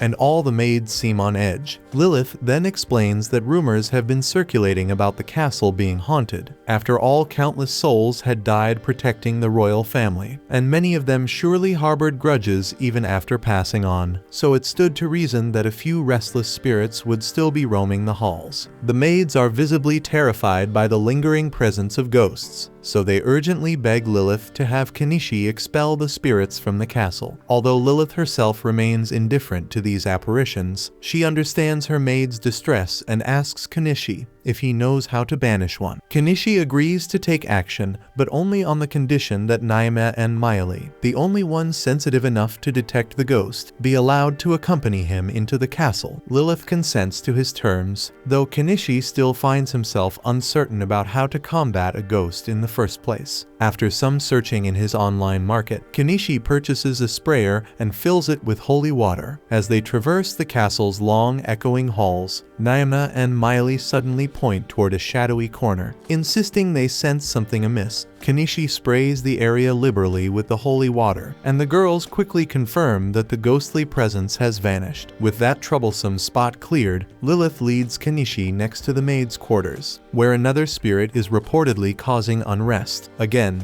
Naima and Miley direct him to the exact location, and he repeats the spraying process. This time, all the maids breathe a collective sigh of relief, reporting that they no longer feel the ghost's presence. Although Kenichi wonders if he's truly exorcising the spirits or if it's merely a placebo effect, he diligently continues his rounds, spraying holy water wherever the girls detect any residual energy. The final location is the queen's bedroom, a place of growing complaints due to restless sleep caused by an unshakable spirit. Nervously, Kenichi enters the royal chamber, but with Lilith's reassuring words, he proceeds with the exorcism. Noticing that Vel is fixated on a vase on the desk, Kenichi picks it up and tries spraying around it, but the spirit stubbornly clings on. Concluding that the vase might be harboring the ghost, he advises Lilith that it would be best if the queen removed it to fully rid the room of the specter. Grateful for his assistance, Lilith rewards Kenichi by granting him special permission to access any of the magic books in the royal library. However, strict rules prohibit removing any books from the library. Not one to be deterred, Kenichi decides to pirate the knowledge instead. He sets up a photocopier and begins scanning every page of the coveted tomes, determined that soon they'll have the contents of these books at their fingertip. After 4.5 hours of hard work, they've managed to copy around 35 books, ensuring that he and his allies can study them later. It's become late, so Kenichi and Anemone finally leave the library. When they step outside, they run into a maid whose job is to ensure no one has filched any of the incredibly valuable books. She meticulously checks every shelf, finds everything intact, and then grudgingly allows them to pass. Later that night, Kenichi is summoned into a private room along with the princess and one of her maids. The princess, with a playful glint in her eye, boldly asserts that women like the maid Malin are clearly Kenichi's type, and therefore, as his reward, he may do as he pleases with her. Kenichi admits that Malin is indeed his type, but initially refuses, insisting that he is already married to Primula. Lilith is surprised by Kenichi's honesty to his wife because she's heard that some nobles love using magic devices to tease their their partners, and she presses him further, questioning whether he truly has anything hidden in his item box. Finally, Kenichi confesses and even purchases a more daring outfit for Malin. Then, when Malin urges him to take it slow, he approaches her, and amid a flurry of excited screams, it becomes clear that Kenichi has sealed yet another deal with Lilith. After that eventful day, the time finally comes for Kenichi to meet with the king, and the group is promptly guided to the designated meeting place.